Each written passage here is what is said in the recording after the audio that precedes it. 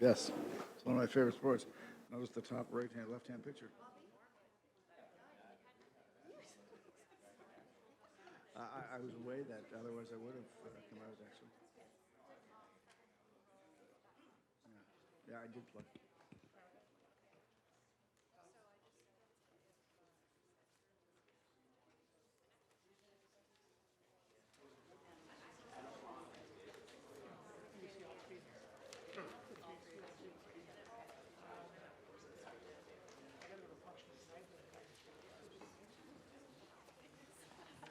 Okay, ladies and gentlemen, welcome to the September meeting of the Toronto Police Services Board. Thank you for coming. I start with the declaration of interest under the Municipal Conflict of Interest Act and ask colleagues if anybody has conflict of interest to declare. Hearing none, we'll move on.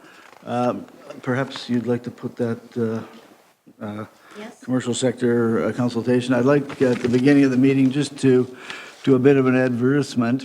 If you can see it on the board, as you know, the Transformational Task Force is meeting all year. As part of that, we want to make sure we've taken into account every possible idea and we've reached out as broadly as we can. So to that end, the Transformational Task Force will host a commercial sector consultation day on Wednesday, the 5th of October, 2016, from 10 a.m. to 6 p.m. at the Toronto Police College, 70 Birmingham Street. The objective of the session is to hear from members of the private sector who may have concepts and ideas to share about the future of the Toronto Police Service. Specifically, we'd like to hear what you have to say about the transformational goals and the 24 recommendations in the interim report. It should be noted, however, that specific services or products are not to be marketed, and there's no promise of future business relationships being implied. Presentations should focus on ideas and concepts about how to modernize police in Toronto, and more information can be found on the Toronto Police Services website, The Way Forward. And again, the purpose of this is to make sure that we've consulted as broadly as possible and we've taken into consideration every idea that people might have about how we modernize and improve.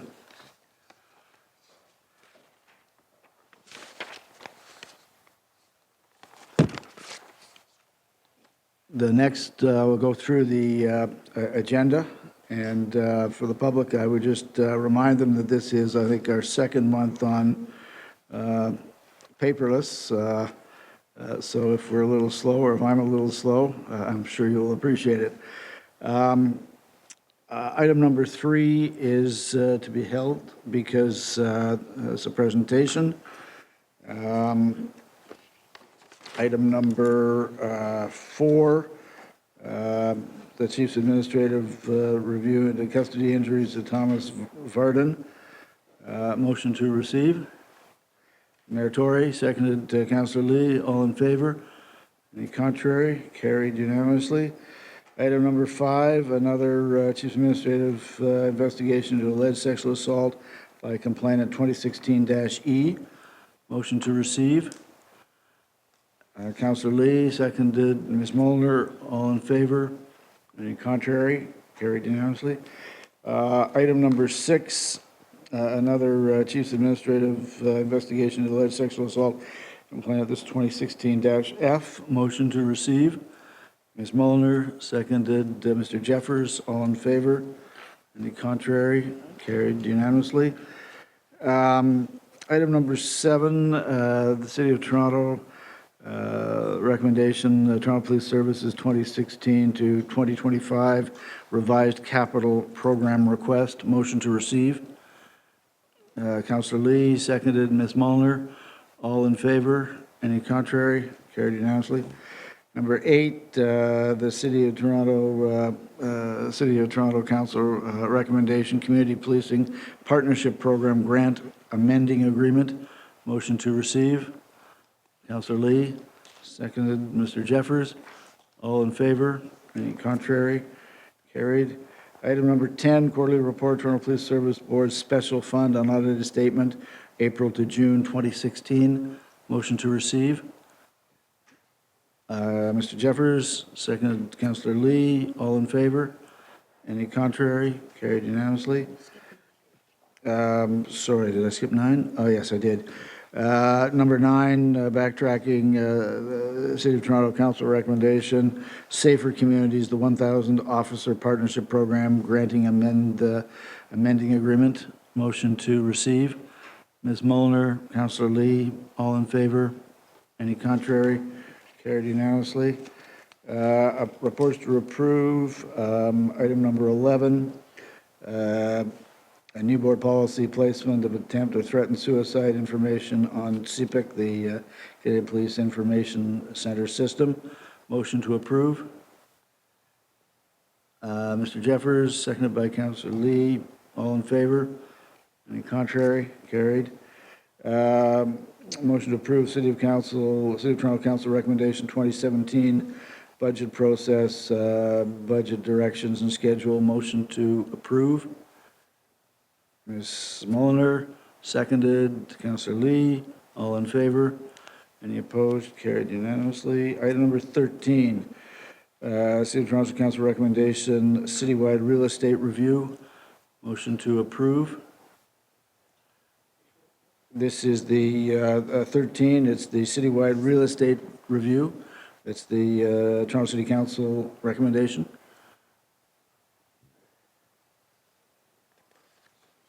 It's a motion to approve.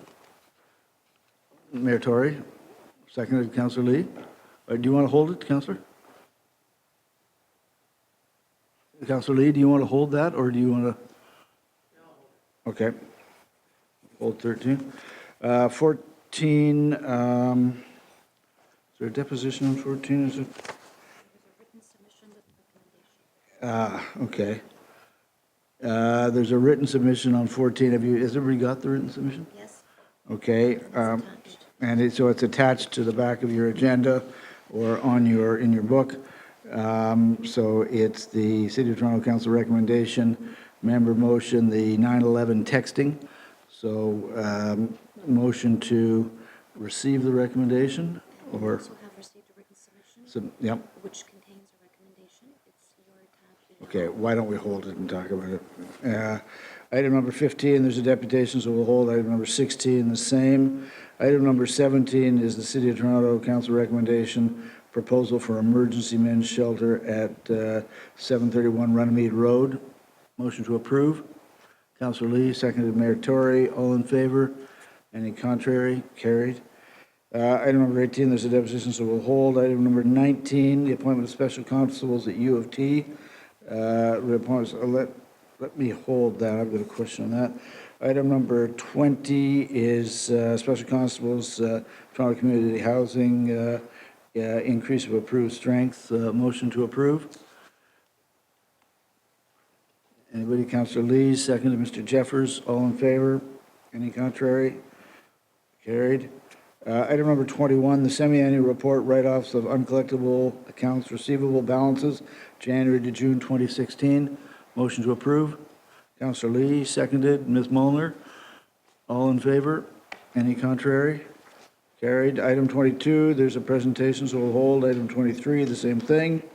Item 24 is the Toronto Association of Police Service Board survey. Is attached. Motion to approve, or we have, I guess from Councillor Carroll, we have some suggestions for changes, so we will hold that. And Joanne, you will lead us through the discussion on that. Item number 25 is supply and delivery of uniform sweaters. Motion to approve. Councillor Lee, seconded Mayor Tory. All in favor? Any contrary? Item number 26 is the Toronto Police Service Board 2016 operating budget variance. Report at the end of June 30th, 2016. Motion to approve. Councillor Lee, Mayor Tory, all in favor? Any contrary? Carried. And item number 27 is a motion, special fund catering. Is that attached for everybody? It's on the screen, so it is there. It's just come up at the last moment, so I apologize. But as we do work on the Transformational Task Force, we have an all-day session of the task force to look at the details of fleshing out the 24 policies. There is no availability. It's at the police college, and there's no availability for lunch, so we're tapping forward. We think it's not fair to ask everybody to be there for a full day, given their time. So we get it from the special fund. So Mayor Tory moves that, seconded by Ms. Mulliner. All in favor? Any contrary? Carried. Okay. So that brings us back to the presentations, and the first one is item number 3, victim services. And ask Bonnie Levine, the Executive Director, and Bobbie McMurrich, the Associate Executive Director, to come forward. And thank you very much for all you do, and thank you for being here. That's even before you said a word. So, welcome. Thank you so much. Now, you have to push the gray button, and the red light should go on above it. Okay. Thank you. I'm Bonnie Levine. I'm the Executive Director of Victim Services Toronto. I believe that most of you know who I am.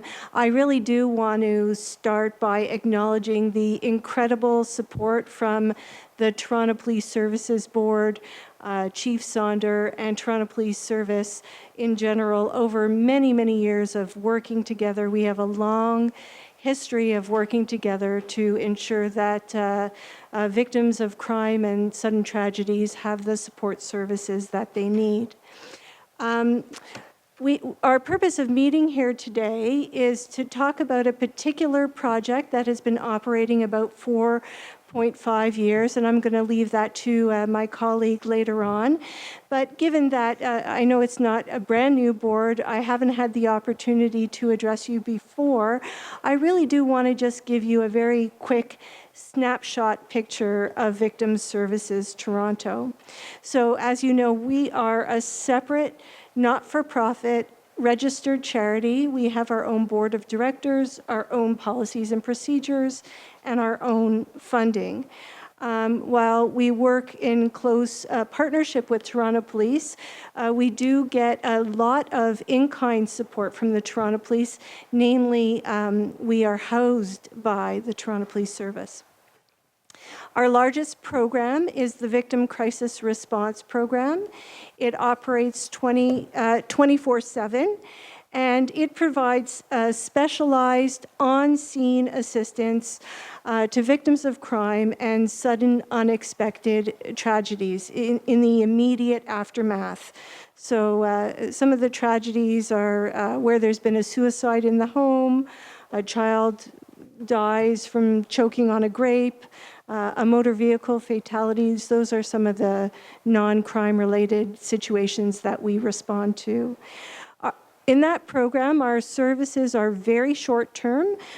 We work with clients. We usually have between 1 and 6 client contacts. And we work with people from 1 week to 1 month in that program. And we refer individuals to longer term services within their community. We do have more programs that provide more intensive support services and a little bit longer term services that range anywhere from 3 months to a year and a half. And these programs are for victims of major crimes and those who are particularly vulnerable because of multiple barriers in accessing services.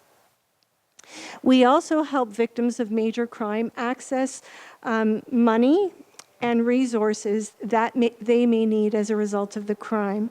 So we help, family members of homicide victims access money for funerals, crime scene cleanup if there's blood in the home. There's money for emergency home repairs, especially in domestic violence situations. If an ex-partner comes in Saturday night at 3 a.m. in the morning and breaks down the front door or the side door, and the police are called, even if he's apprehended, that family is vulnerable because they have no front door or no windows. So we have services that we can call Saturday night, 3 a.m., and pay for those emergency home repairs to secure the family. There's also money for childcare, accommodations, travel, a whole host of things. That fund has strict eligibility criteria, but it really has been a vital fund for people who don't have the means to afford these expenses. We also have violence prevention programs. In particular, our program TEAR, Teens Ending Abusive Relationships, is focused at preventing relationship violence in youth. We have a number of programs to also address cyber violence. And lastly, in really brief, we have a trauma dog program. Our trauma dog program is named Dandy, and that program is slated to begin later on this year. As an organization, we operate with 25 full-time equivalent staff and over 200 community volunteers who last year they donated 24,239 hours of service, which equals more than 12 full-time equivalent staff. We are able to respond in over 35 languages, and we help more than 20,000 people each and every year. In 2015, our core government funding is received from the province and the City of Toronto. It amounts to about $1.2 million overall in our core funding, a little less than $1 million coming from the province and a little more than $200,000 coming from the city. We also raise a good portion of our budget, about $800,000 in fundraising, donation, and in one-time project grants. In 2015, the cost of providing all our services per person that we served, and this includes all administration, all costs in, is $91.04 per person. Not per hour, per person. And the government funding towards that $91 is $60 a person. In 2015, the cost of running our entire agency, every program, every service, for 1 hour cost $210. So I just wanted to give you a brief overview of who we are, how cost-effective we are, and how much work we do in the community. We are a citywide agency. But like I said, we are really here to talk about F.A.S.T. It's called Family Access Services Toronto. It's a partnership project that we've had for the past 4.5 years with the Toronto Police. And with funding from 4 years from Justice Canada, and the Toronto Police Services Board generously provided us with 5 months funding as bridge funding when there was a gap in funding. So thank you very much. So Bobbie McMurrich is the Associate Executive Director and the lead on this project, and she's going to talk to you more about F.A.S.T. Thank you, Bonnie. I'm not going to take very much more of your time, but we are so excited to be here to talk to you about F.A.S.T. F.A.S.T is an acronym for Family Access Services Toronto. So this project has proved incredibly successful to all stakeholders involved, particularly the Toronto Police Service. First and foremost, victims of domestic violence and children benefit most. So I just wanted to bring to your attention that there is a very small handout in front of all of you, at least I hope I put it in front of everybody. On the back page, you will see just a very basic, well, it doesn't look basic, it doesn't look straightforward at all, flow of service chart for the F.A.S.T model and some key points for you to review. So that's something for you to review at some point. So, but just to share with you very briefly some very key elements of this project. A very significant element is that 2 victim services social workers are working out of 23 Division alongside detectives, rotating between the day shift and afternoon shift, so from 7 a.m. until 10 p.m. at night. Following taking the victim's statement, the detective introduces the victim to the social worker, who is the one that actually offers the assistance of FAST. If they consent, the social workers take over the social work functions, typically become their case manager, and coordinate services with what we refer to as a multidisciplinary team of professionals that are ranging from services in the social service sector and the justice sector. Formal and informal information sharing protocols have been developed and are tweaked on a regular basis for each member of this multidisciplinary team. One more very key element to this particular model is the mobile response. The mobile response is particularly important for, and I'm just going to refer to victims moving forward as clients, who face multiple barriers to accessing services. The social workers either bring the service to the victims, client, or bring the client to the services. And this way, we're really ensuring that linkages are made. So just very briefly, some significant successes demonstrated by the project. This project reaches the most vulnerable and marginalized survivors of domestic violence, the people most likely to fall through the cracks. FAST demonstrates that it increases capacity and efficiencies for all partner organizations, but particularly for the Toronto Police Service.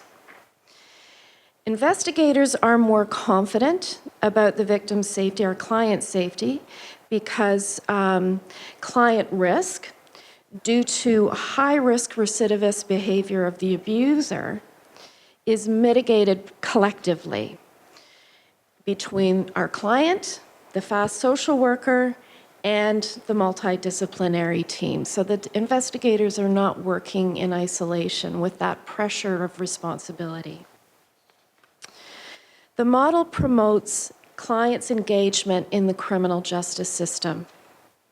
The flexibility of service, mobile response, and extended hours reduces barriers for clients accessing services and systems that are incredibly complex.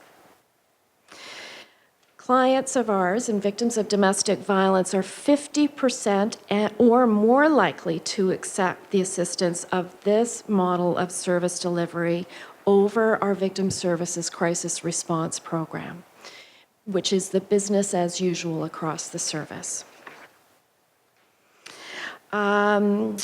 We have an evaluation process and have partnered with Ryerson University. Dr. Susan Silver of Ryerson University's Social Work Department interviewed project clients. And currently she's in the process of publishing a compilation of her interviews. I want to just share with you 2 quotes out of hundreds of quotes that really reflect the consistently positive feedback that we've received from clients. So when Dr. Silver asked one client in particular about their relationship with the police at the division, this is what she said, and I'm just going to read it verbatim. "Before, be honest, I was so scared from them," referring to the police. "I can't say hi to them. I feel, oh my God, they will do something to me because my husband, he put something in my mind. Police not help you. I can't stay like this long. That's it.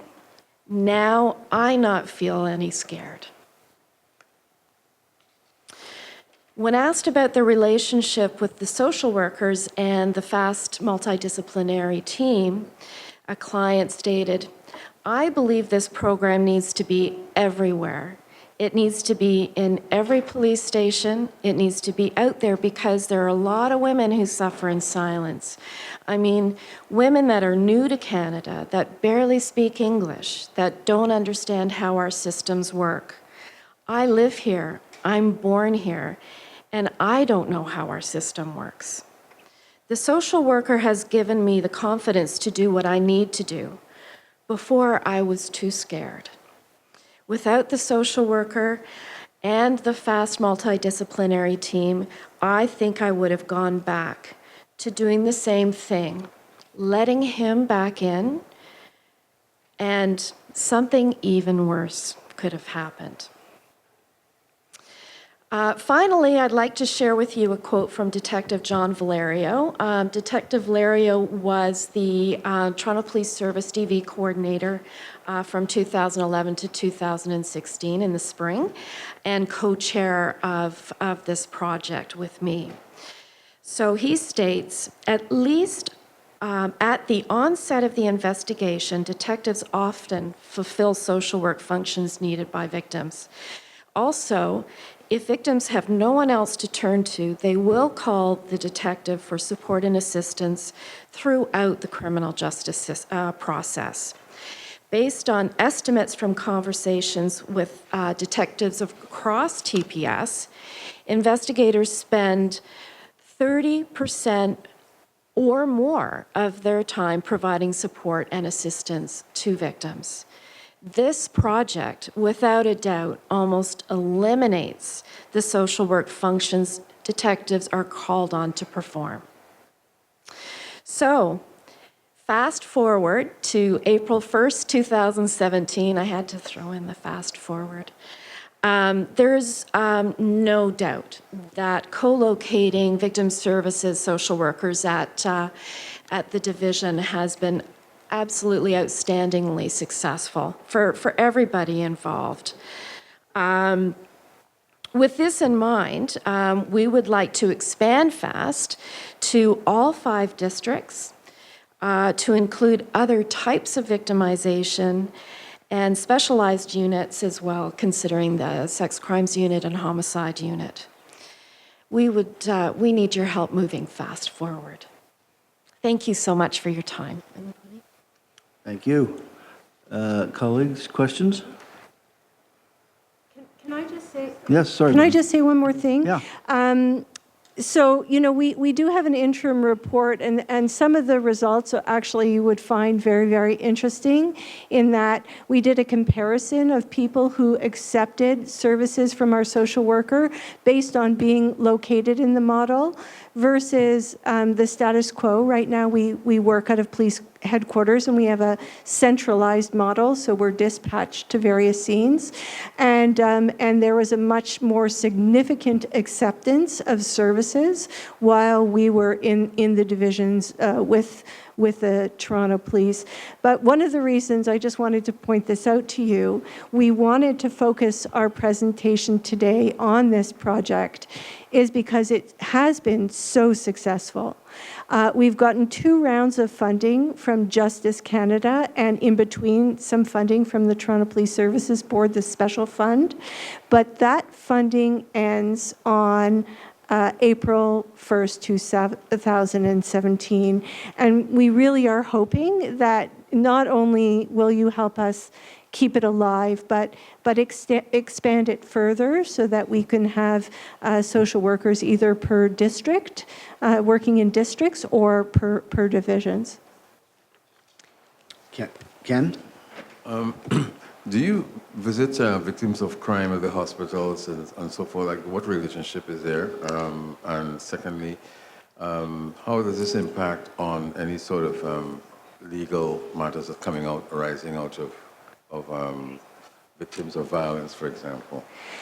You call to testify, give information, that sort of thing? That very rarely happens, actually. We try very hard not to get into the specifics of what happened.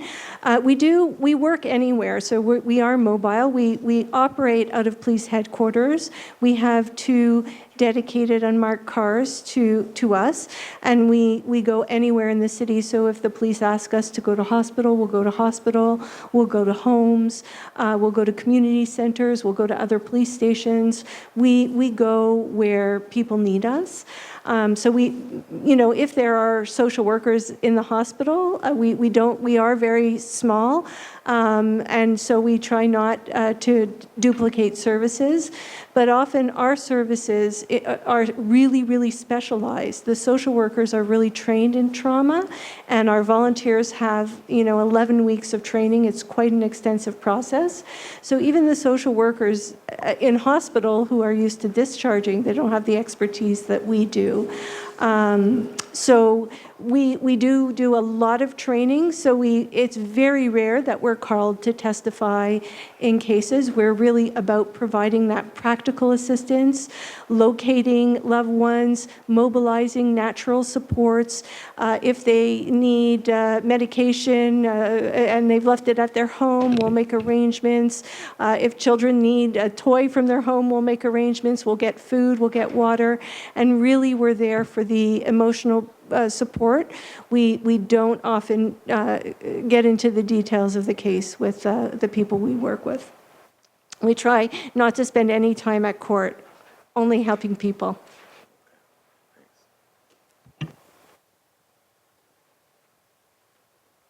Any other questions, colleagues? Marie?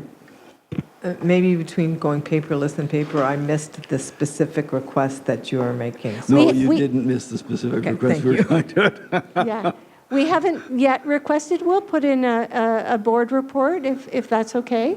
But we will. We're asking for your support not only in a number of different ways in helping us access funds and supporting the project, and maybe through special funds if we can't get government funding for that project in the interim. So I guess we'll look forward to receiving that if that's what the wish of the board is. But on a personal note, I want to thank you for the work that you're doing. I can only imagine how daunting it can be at times, and I hope that you're able to take care of yourselves and of your teams. So thank you for your work. Thank you very much. Thank you so much for And your you time. too. Thank you.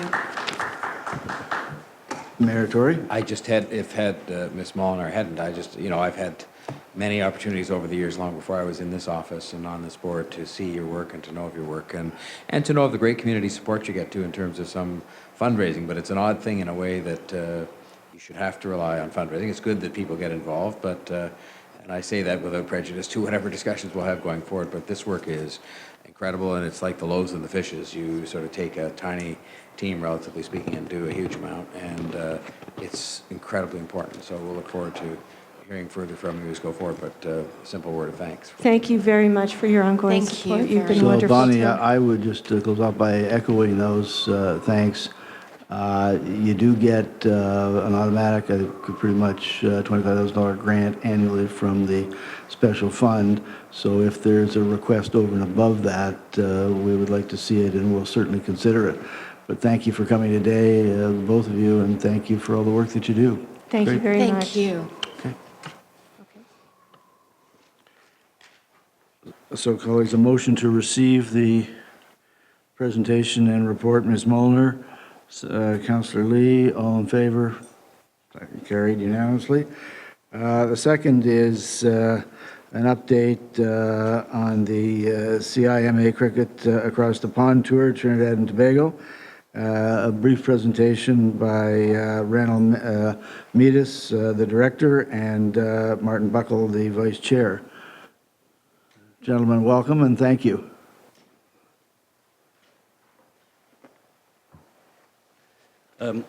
Chair, if you don't mind, we've also invited Cordy Antoine to join us briefly. Two old guys talking Please. about cricket is not really the point. It is about the team themselves. Great. Welcome and thank you. So I'd like to thank the chair and the board for sparing us the time today to give you formal thanks for your support for the Cricket Across the Pond Scholarship. My name is Martin Buckle. I'm the vice chair of CIMA Canada. With me is Renil Mendes, who's in charge of our corporate citizenship programs, and Cordy Antoine of George Harvey Collegiate, as I say, one of the cricketers you support. 99% of SEMA members in the GTA were born overseas.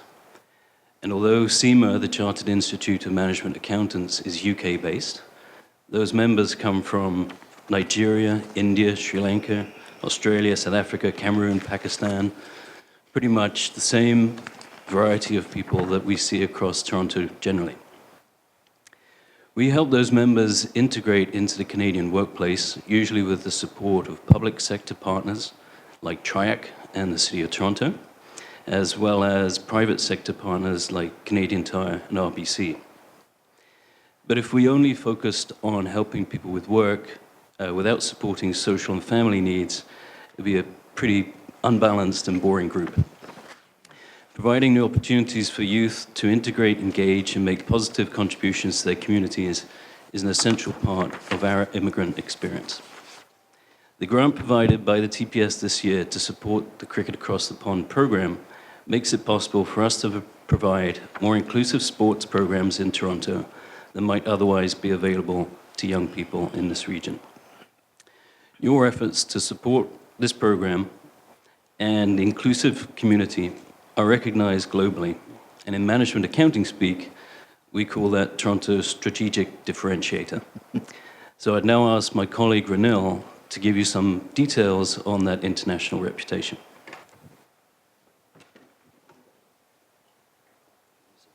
Thank you very much. So I would like to start by giving you an introduction of the program. We actually started 9 years ago. This year marked the 9th year, and when we first started, for 7 years, these young cricketers, we took them to England. So last year, it was Sri Lanka, and this year, it's Trinidad and Tobago. So what we have is a program that has lasted for now 9 years, making huge contribution to the young people of Toronto, particularly those who come from cricket-playing nations, which is all the way from Southeast Asia, West Indies, England, Australia, all of that.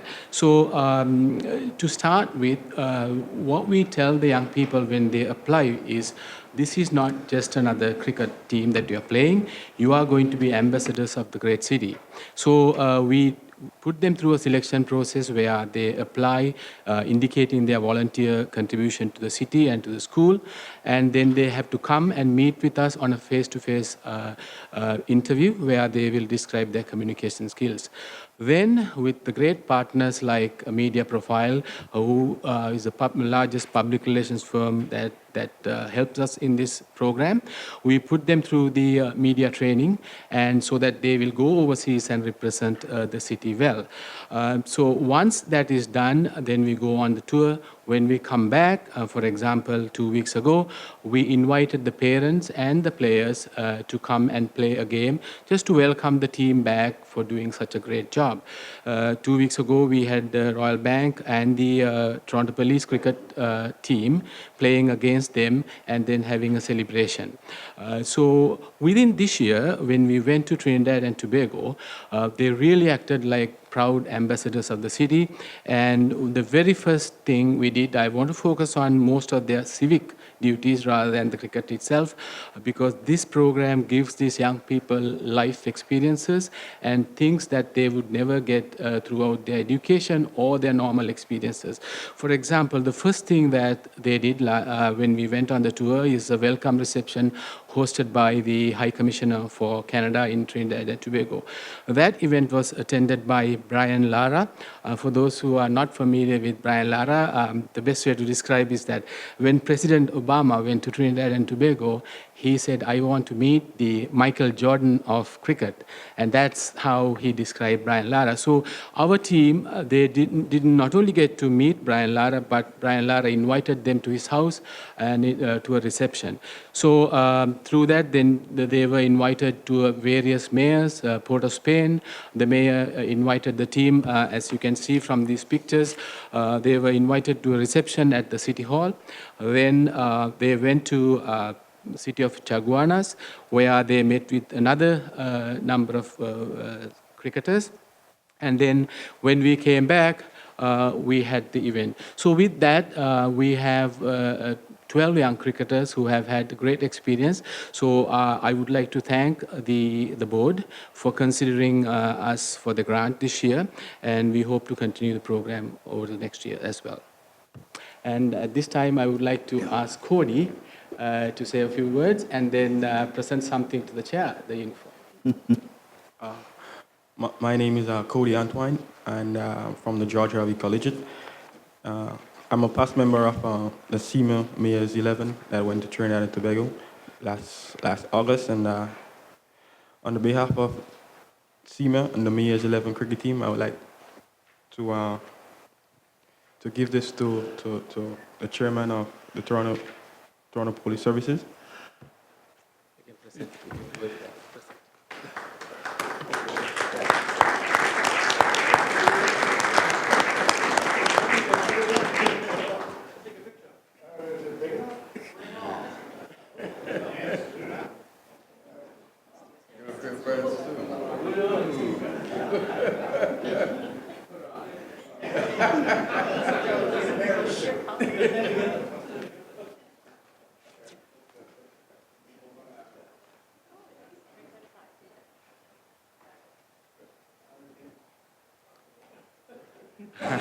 That's why we didn't talk about cricket.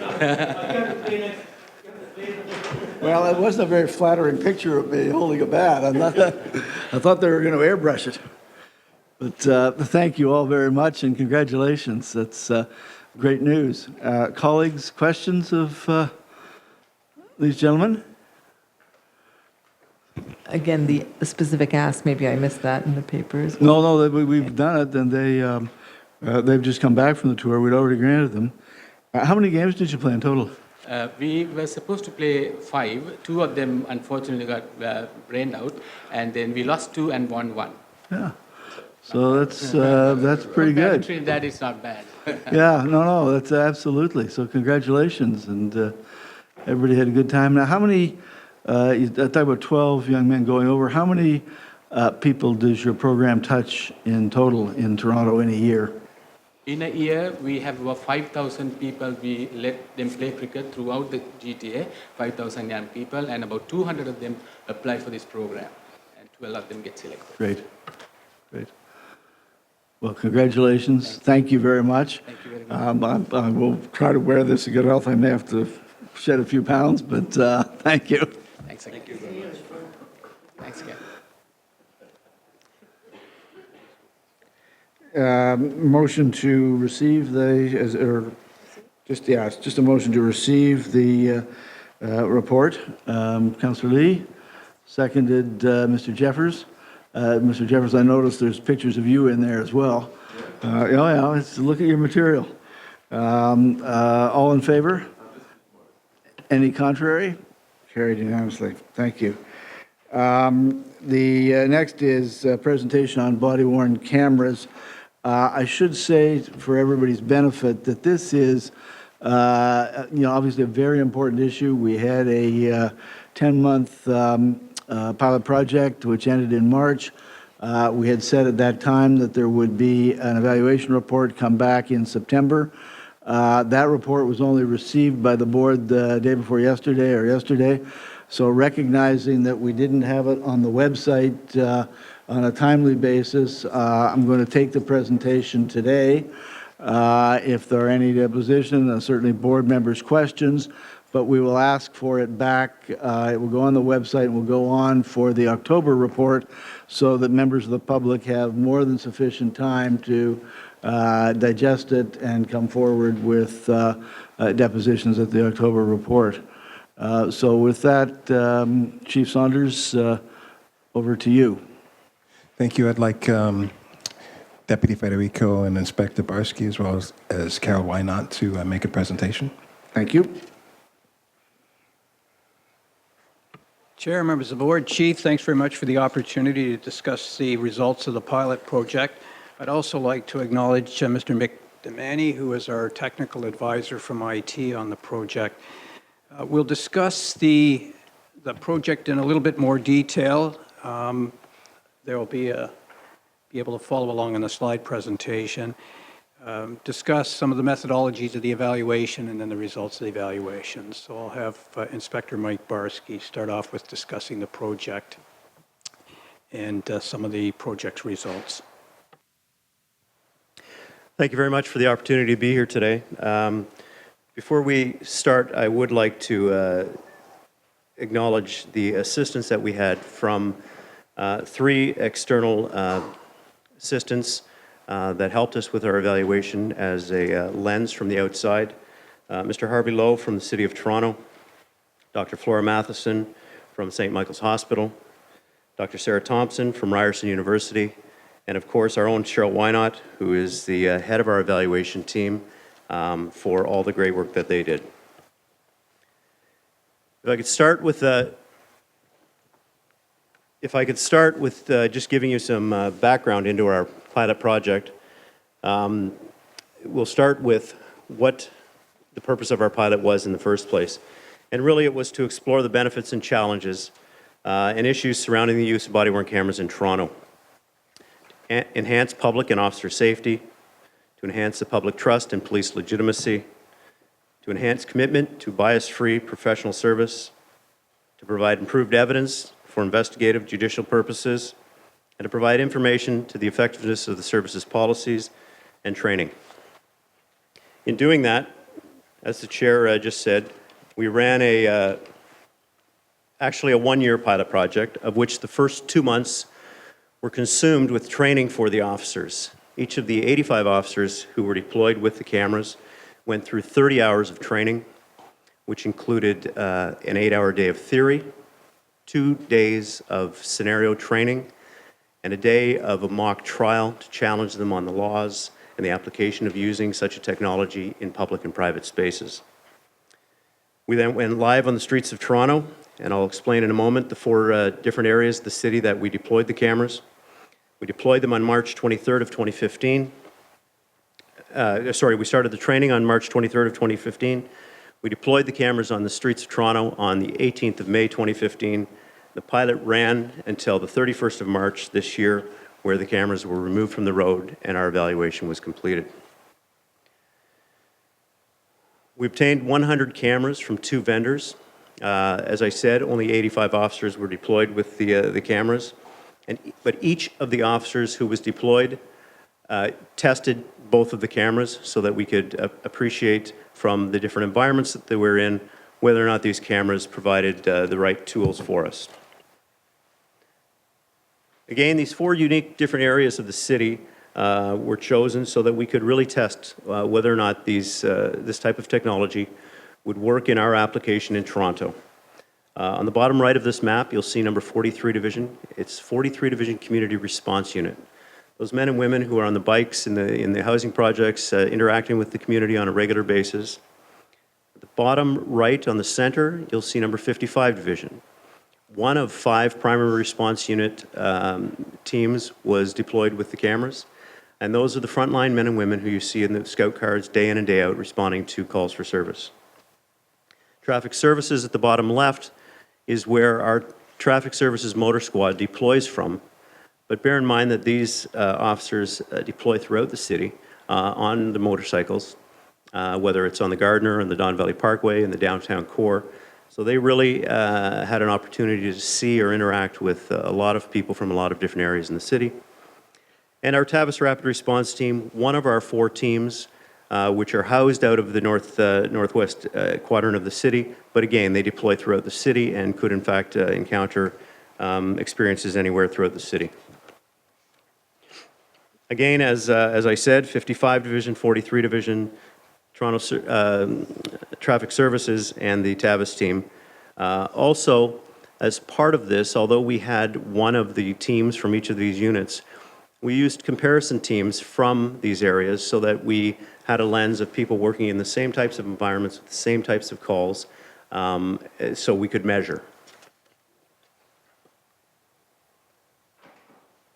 When I speak about measuring, our measurements and our evaluation went far deeper than what the police officers, in fact, wanted. In fact, when we started this pilot project, our evaluation started before that.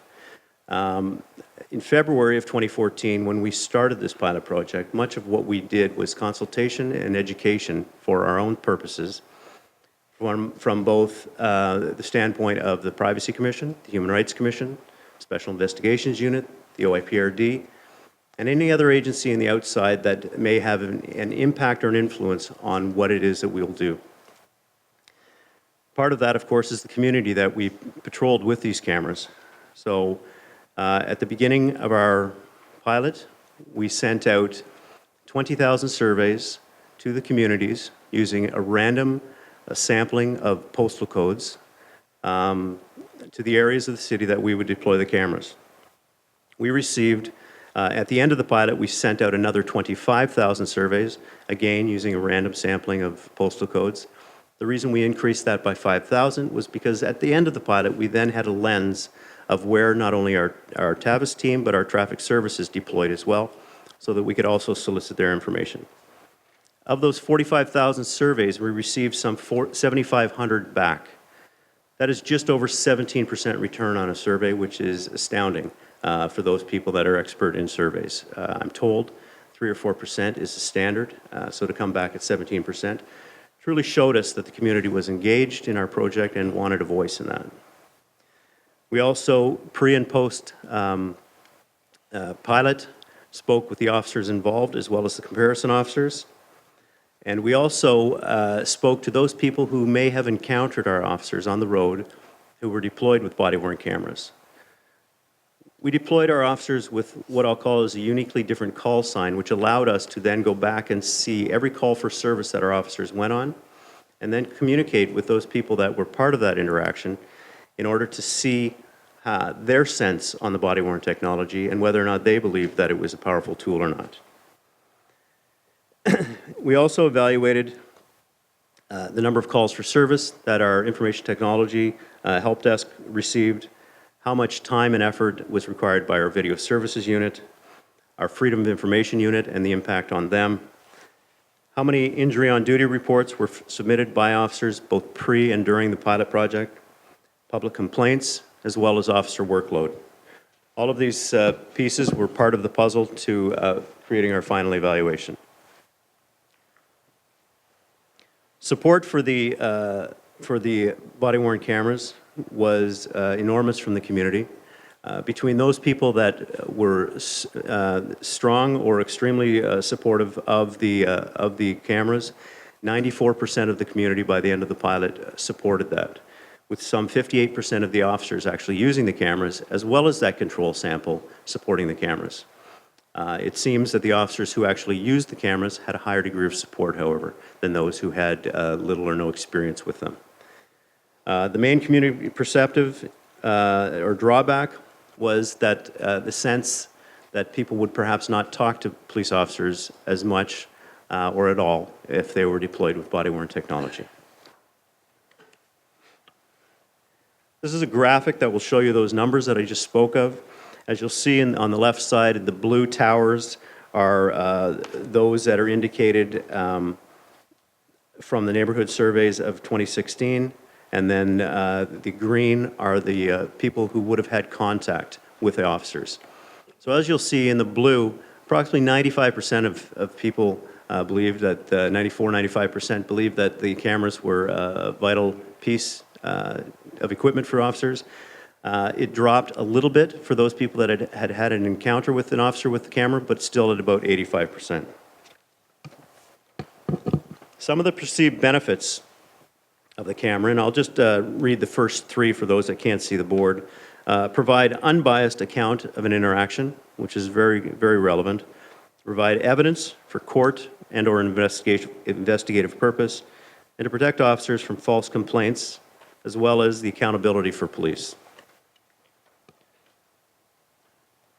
Some of the perceived drawbacks, however, were, again, that people may not talk to the police officers, that the cameras only were facing to the front of the officer because they're actually assembled on the front of the officer's load-bearing vest, up in the chest area and up to the shoulder area, so that the audio correctly and accurately captures the dialogue.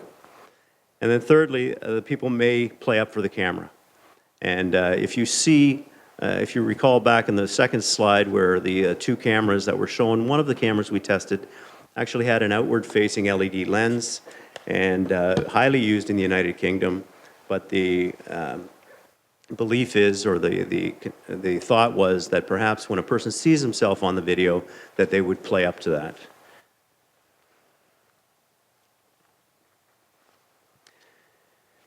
Impact on officers.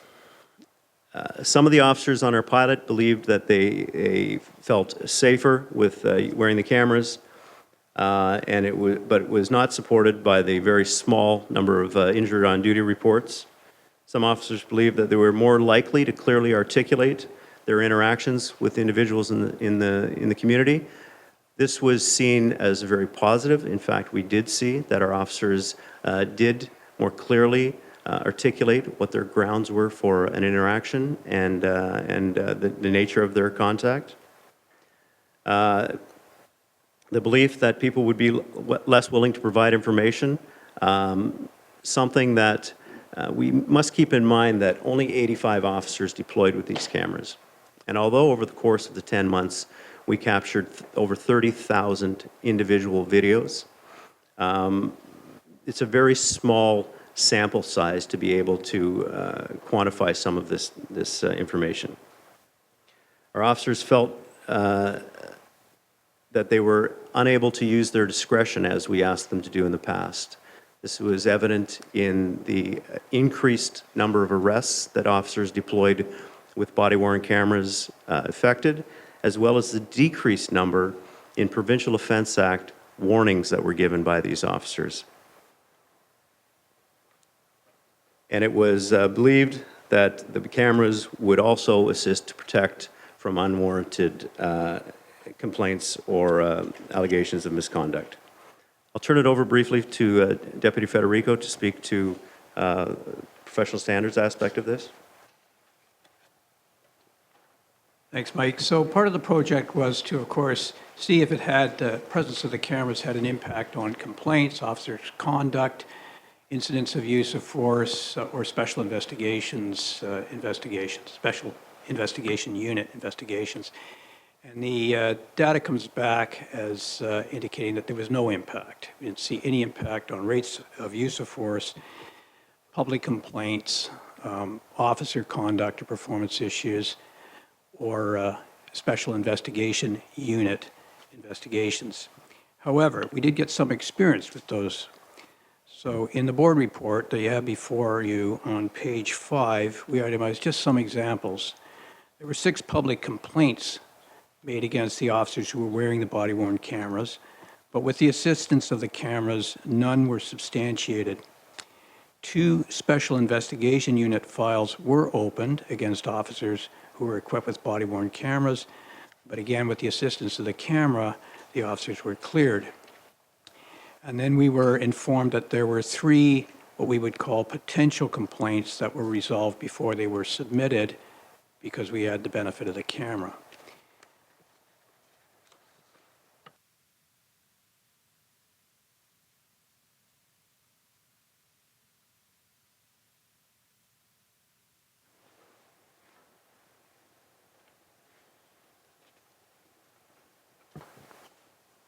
Sorry. Oh, there we go. Thank you. So, as it relates to the 2 technologies that we did test, however, there were a number of issues that were identified during the course of the pilot. Most significantly, I would suggest, is battery life of the technologies. We experienced 3 to 5 hours of battery life. Our officers, as many of you will know, work a 10-hour shift on days and evenings with an 8-hour shift on their midnight shift. This is problematic for us. Also, the functionality as far as classification of videos was challenging because it had to be done back at the police station. To review the video also had to be achieved at the police station using the technologies of what we had tested. And this is a challenge because we saw anywhere from 39 minutes on average to up to 2 hours in any given tour of duty that officers would spend off the road doing administrative duties for body-worn technology. has to be translated if an officer is 2 hours off the road to 1/5 of their tour of duty. We have to be able to overcome that, and that is certainly a challenge for us. Other impacts were an increased workload for our information technology people as well as our video evidence people. Redaction of videos is time-consuming. Now, there are companies out there today who are manufacturing new softwares that will expedite this process. But what we used during the course of the project was very timely, and it took a great deal of time, and was a great strain on our video services unit. Our technology people needed to be virtually on call 24 hours a day, 7 days a week, in order to overcome any technical issues we would have, whether it was the cameras freezing or corruption of files. These are things, again, that in our industry we can't afford that luxury. Although we had very few cases during the course of our 1 year that have seen the inside of a courtroom, we did speak and interact on a regular basis with our friends at the Ministry of the Attorney General, and their sense is that the videos will have a positive impact in the long run if we were to use them in the courts. Certainly, they provide a benefit as far as best evidence. They allow officers and investigators to provide that best evidence, and officers and the community, of course, were generally very positive about the pilot. But when we look at the technology, and we look at it from the lens of what we did with an on-premise storage, with on-premise storage, we estimate that over 10 years, that it will cost $85 million in just storage and infrastructure in order to continue to use the technology as we used it in our pilot project. That's with on-premise storage. We are alive, however. The technology today has changed, and changed dramatically. The scope of our pilot project was specific to on-premise storage, not cloud-based, mostly because in 2004, cloud-based storage was not available in our country. Everything that was done in cloud storage was done through the United States of America. The problem with that, for those that are familiar with the Snowden disclosure, is that the NSA can, what they call, sniff all of the data that is in the continental United States of America. Microsoft has had that battle with the Court of Appeal in the United States and won. Cloud-based solutions now exist in our country, but we have to be very careful on what that means to us. We know that cloud storage solutions use a different mechanism than the storage that we use on premise. We're aware that that is a cheaper storage, but we have to be careful as to whether or not we partner with a public company or whether we looked into the potential of a private cloud and how that would work in policing.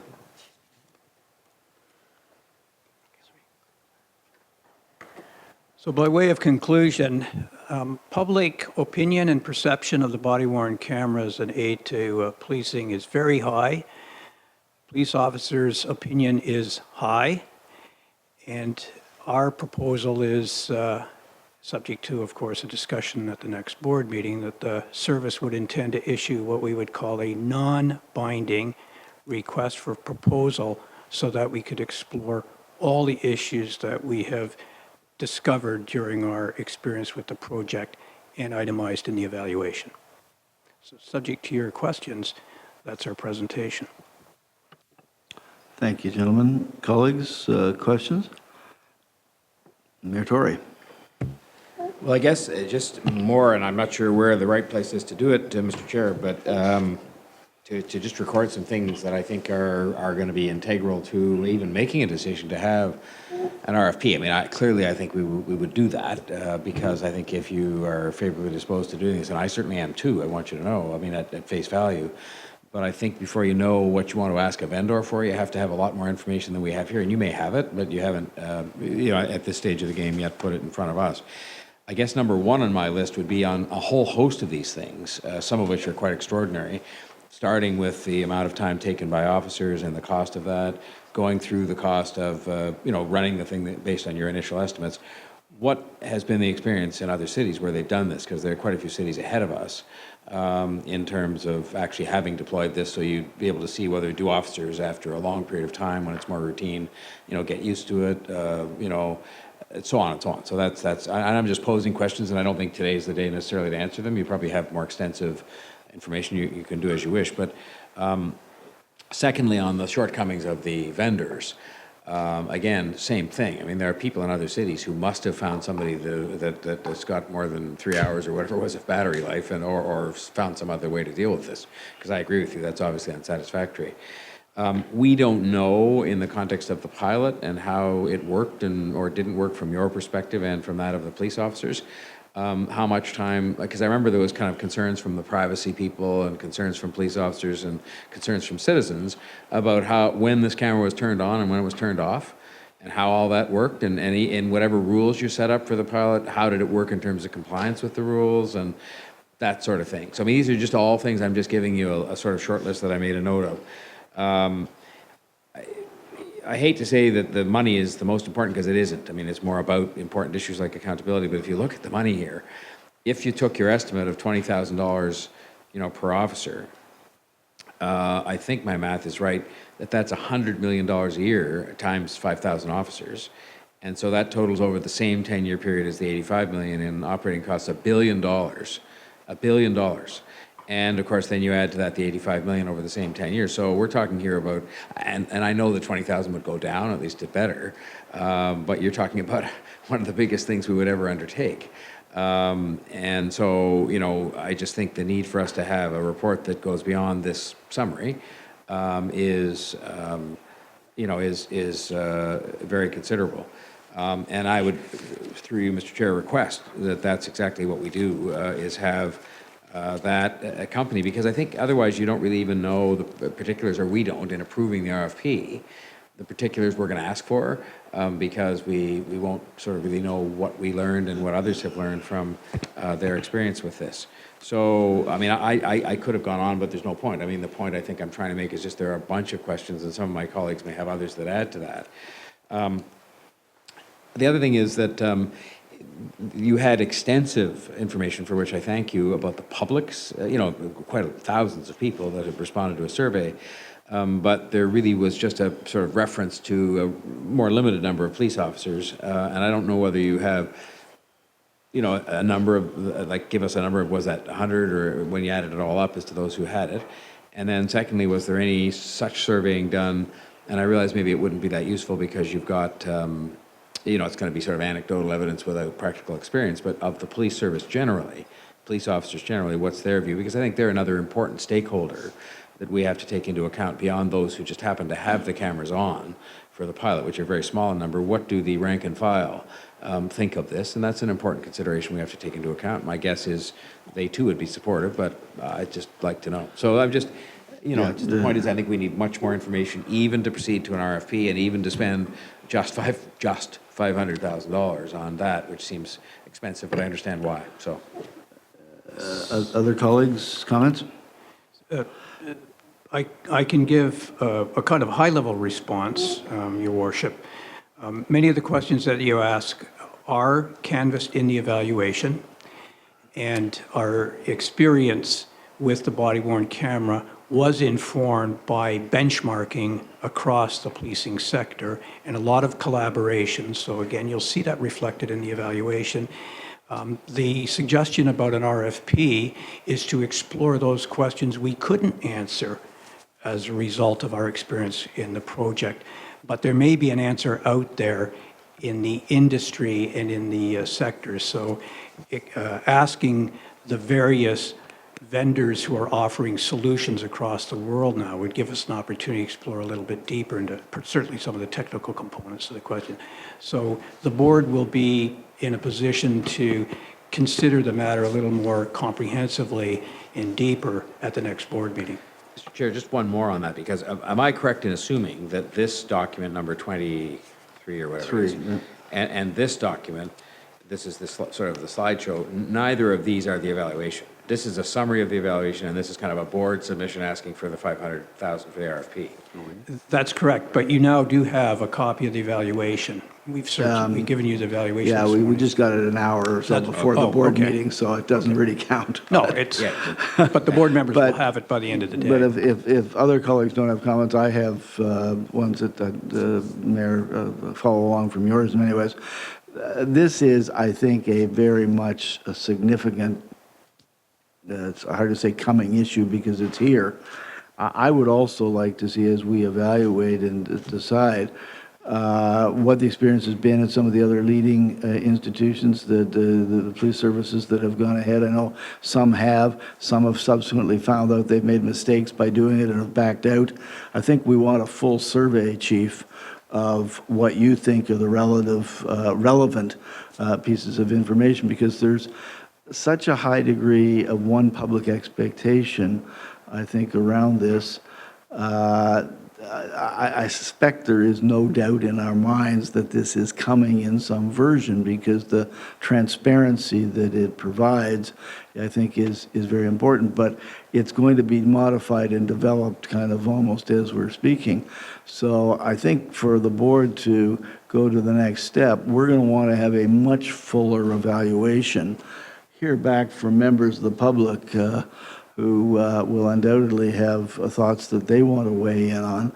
But certainly from my point of view, and following on with Mayor Tory's comments, I'd like to understand who of the major police services have gone ahead, why they've had problems with it, what we think a rough plan is, because you're not going to necessarily provide everybody with this. So what would be your thoughts based on the technology and the rough costs now and all of those things? So a much more fulsome thought process as we get into this going forward. Chief Saunders, do you have? Yeah, just a couple of things, and first and foremost, I know that there have been requests to ask what the various other cities have done and what the pros and cons are, what the solutions or opportunities were, and I think we have to be careful and try to stay focused on the Toronto-centric needs, because when you compare, it's very hard to do. Different states, different laws, different requirements, different policies, and so to fit Toronto within that, it becomes difficult.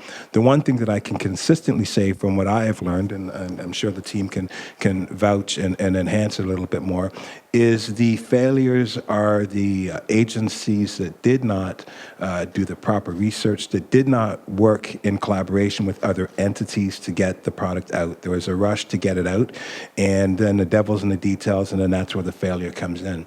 I think that this was a great opportunity, and I want to thank the team and commend them for what they did, because this now gives us an opportunity to create a wiser and more knowledgeable wording for exactly what we're looking for with the RFP.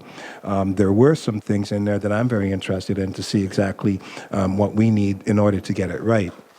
Technology changes at an incredibly fast rate. I mean, there was a day when you're paying $5,000 for a megabyte. We've gone way past that. So looking at cloud technology, looking at other means to get something that will satisfy the needs and not take us into a state of bankruptcy is going to be something that we will be looking at. And I think that there are opportunities that are out there, Chair.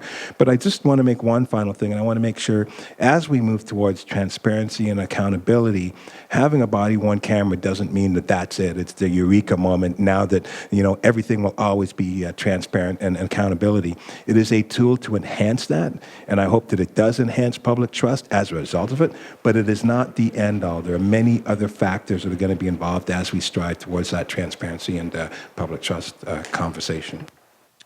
Chief, I entirely agree with that. I also was not trying to box us in by those experiences, but merely learn from those, because I've heard from you and others that those who rushed into it because they thought it was the be-all and end-all had problems. So I think anecdotally, and it would be good for the board to hear those experiences, because again, I think one of the public pressures that we might have is, why aren't we hustling along more quickly to that?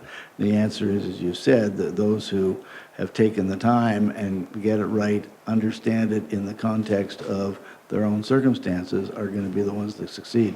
So I'll give you just an example, and you go to Seattle, for example, and their program that they have, when it comes to redaction, they redact everything. The entire screen is nothing but redaction put on YouTube for the public to see 24/7. However, you go to San Antonio, they can't do that. It's against the law for them to do that because their prosecutors say you don't give that out. That's evidence. So you have these dynamic differences that are so extreme, and we can't incorporate either of those two. So that's why I want to be very careful when I say that Toronto-centric piece really has to be that measurement. What are the experience of Calgary, who is, I thought, had 700 cameras out ahead of us?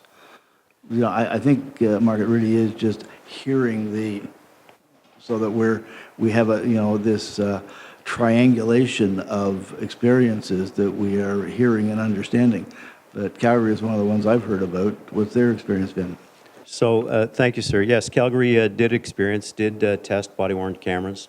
They had a couple setbacks. First of all, they did their pilot with limited training.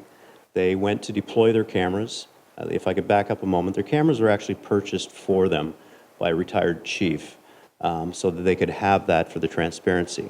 They did no privacy impact assessment, and they were halted by the Privacy Commission in Alberta. And now they've just pulled off all 1,000 cameras because the technology has failed. They certainly were ahead of us as far as testing the technology and looking at the credibility of the technology. But to the chief's point, like experienced across not only our country but the United States of America, this is something that we have to manage very carefully. The chief may have spoken before. In the United States of America today, 23,000 agencies have body-worn technology. That includes the 18,000 police agencies, military, and security. 2/3 of them have no governance. Daily, I get reports from different cities. Cincinnati had a big media splash saying how great cameras were. They've just had to pull them off the street because they didn't engage with their union. At the beginning of this pilot, we made sure that we sat with the Privacy Commission, the Human Rights Commission, the SIU, the OIPRD, our union, the Ministry of the Attorney General.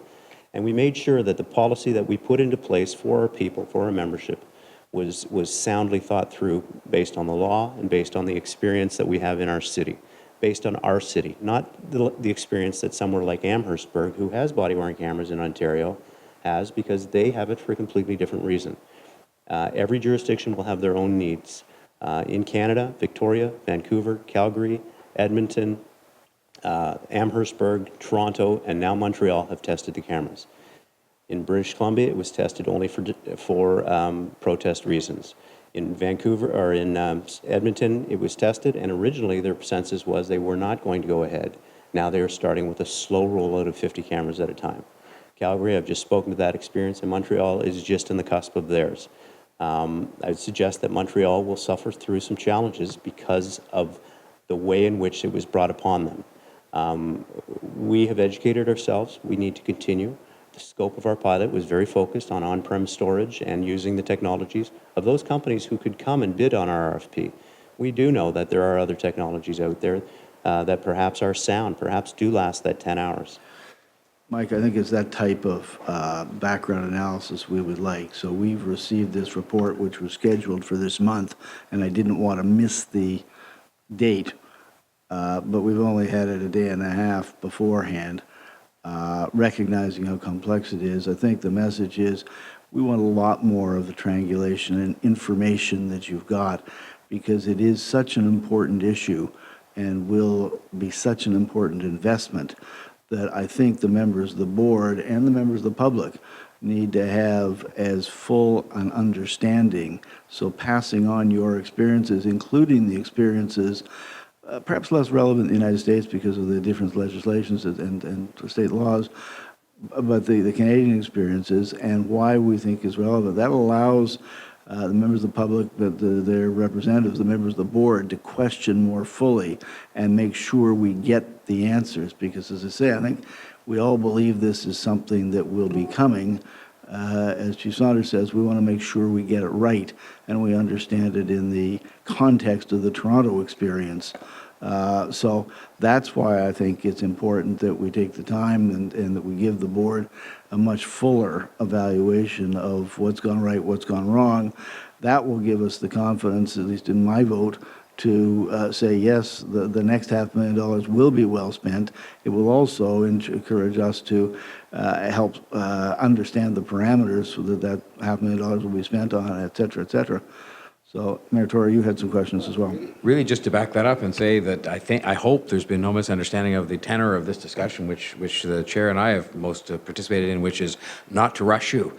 I believe this will end up being a positive if we do it right, a big positive for us in terms of accountability and transparency. But I think what we're really saying is, no, let's do it right, and we're not encouraging haste, we're encouraging thoroughness.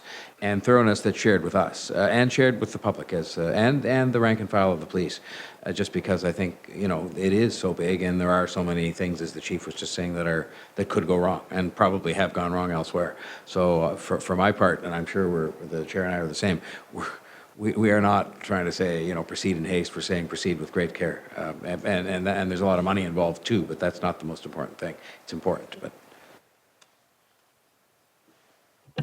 Colleagues, any other questions, comments?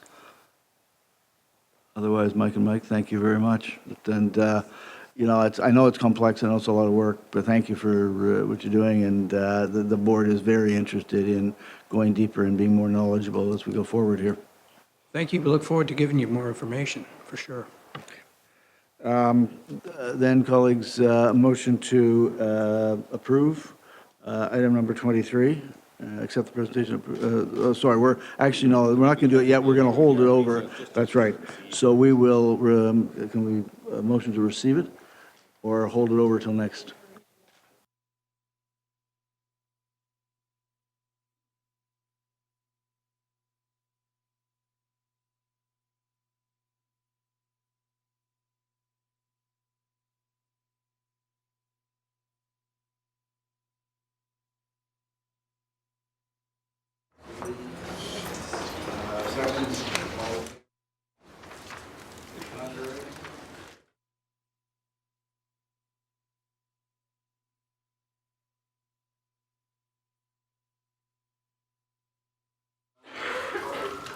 What would the meeting be like without the planning board? 5.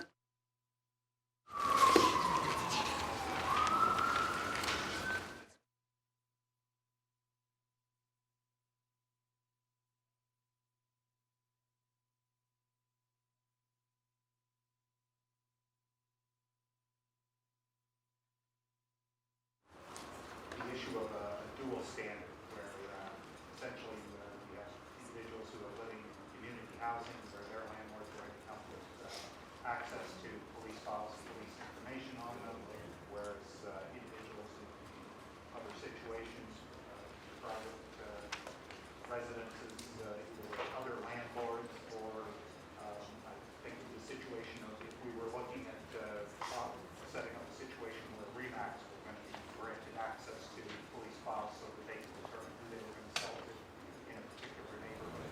I think then we would perhaps be having a different conversation. So I can certainly see that there are situations where TCHC is having problems with certain residents, that having access to information from police could be useful and could be beneficial in terms of their pursuing eviction orders and things of that nature.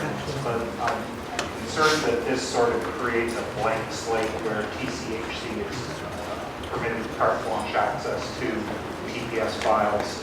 We don't have the details here of what the memorandum of understanding is going to be, particularly what access is going to be permitted to police files, and I think those details are very important. In reading through the submission and the report from staff to the city, there's a number of points that are discussed in there. There's the city council provides information, and they refer to, for example, perhaps that's better.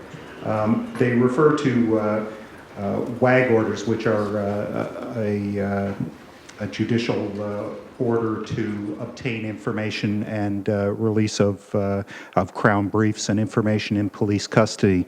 And The issue there is that in that situation, the person that the information relates to has the option to make some submissions. And so it goes through court, and there's an application process, and the individual who the information pertains to has the opportunity to speak to a judicial officer and argue that perhaps there's not justification for that information to be released. On the other side, the Crown and the service are also given that opportunity. And so my concern is that this proposal is taking that out of there, and really there is no one in between this government agency and police officers sharing information on one particular group of particularly disadvantaged people in society that are living on government subsidized housing. And so I think we really need to look at those issues. I've gone through, and I'll provide a copy here at the end to the board administrator for you to have an option. But there's a review of WAG orders, and it discusses some of these issues of obtaining information from police and disclosing that to different agencies and Crown briefs. And so I've highlighted a few portions here that I hope you'll refer to, where it really is important, I think, to ensure that there is some review, there is some judicial process, making sure that an individual has the opportunity to object to this and to prevent their landlord from finding out all the information that's happened in relation to policing. Not that in some cases that may be relevant, but there's certainly, I think, lots of cases where that isn't. And I notice in the report here, part of the solicitor's report to City Council refers to situations where there are charges haven't been proceeded with, and yet there's still discussion of that information being released, where police may compile certain information that may be part of police files, and now we're talking about, well, perhaps that information may even be released to a landlord without any judicial oversight, even in terms of perhaps there's no justification for what's in those files. So, and maybe I'm misinterpreting that. I'm sure there'll be some clarification, but I think that comes down to having an opportunity to see the details of what's being proposed for this MOU. And I think this is certainly, there are some serious concerns with this suggestion, and I think we really have to look at it. Thank you. Chris, thanks very much. I think the board's not really being asked to take a position on this, but just transmit it to the chief. So I would take it that he would take your comments under consideration in his response. Okay. Board colleagues, any questions of Chris Murray? I am weighing in with not having spent enough time seriously thinking about the kinds of issues that you've just raised, and I appreciated your reference to the city solicitor's opinion, which I have not read, but I have in front of me. And I'm wondering, maybe, Mr. Drucker, if you could tell me whether the kinds of issues that were flagged by Mr. Langenfeld are, and you may not be able to do that now, so you may be in the same position as me, were considerations, because I do very much appreciate that we have to balance the privacy issues in a context of public housing in a way that is respectful, and I can't say right now that that has been done or not. Thank you. My colleague Ian Duke provided a report to City Council, which led to this matter coming before the board. And he's done an analysis of the legal concerns that apply to the sharing information between TPS, TCHC, and others. I have to admit that I'm not deeply familiar with the details of it. I believe that this is something that's been passed on to the chief for consideration as part of the development of a possible MOU. And I believe that what Mr. Lagenfeld is saying as well could filter into that mix and be considered in its totality. I'd have to refamiliarize myself with this before I could really comment further. So, but I think it's all, as the chair said, I think it's a matter that's just being referred for consideration at this point, and those issues can be further explored. We have the benefit of an opinion that went to City Council, and also what Mr. Lagenfeld is saying here. Thank you. So I would ask the chief to take the points that Mr. Langenfeld has made into consideration as part of the analysis and the preparation of any MOU. Thank you. Mr. Jefferson? So, there's a history of this with the former MTHA when I was on the board, where I was part of an appeal process for eviction of persons of people from public housing for their involvement with drugs, et cetera, and that happened for a couple of years. And I think we need to really get some more information, not on more details on rights of appeal and other legal implications on this and privacy and everything. I feel that it's very important we do that because, we leave ourselves open to all kinds of challenges that have occurred in the past. And in fact, it was eventually dropped, eliminated, because of the concerns raised by many people of privacy and their rights, etc.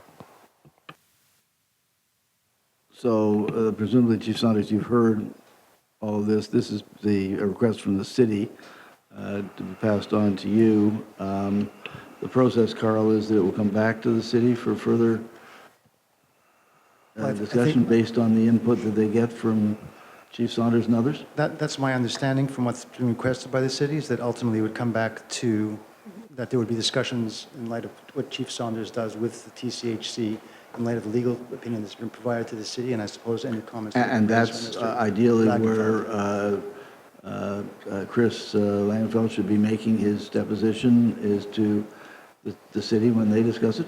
Well, I think the information he's presenting here today would be something that could be factored into the discussion that would take place between the TPS and the TCHC and others, along with the legal opinion that's been provided to City Council. Okay. Make sense? Thank you. Okay. Thank you, Chris. With that discussion, may I have a motion then and the chief has heard the information, so we don't need to add anything to it, but the motion to receive the report? Approve? Oh, yeah, disapprove. Motion to approve? Councillor Lee, second Mayor Tory. All in favor? Any contrary? Next is item 16. There's two depositions, Derek Moran and Chris Langenfeld, and it is the Toronto City Council recommendation administrative penalty system for parking violations. Derek?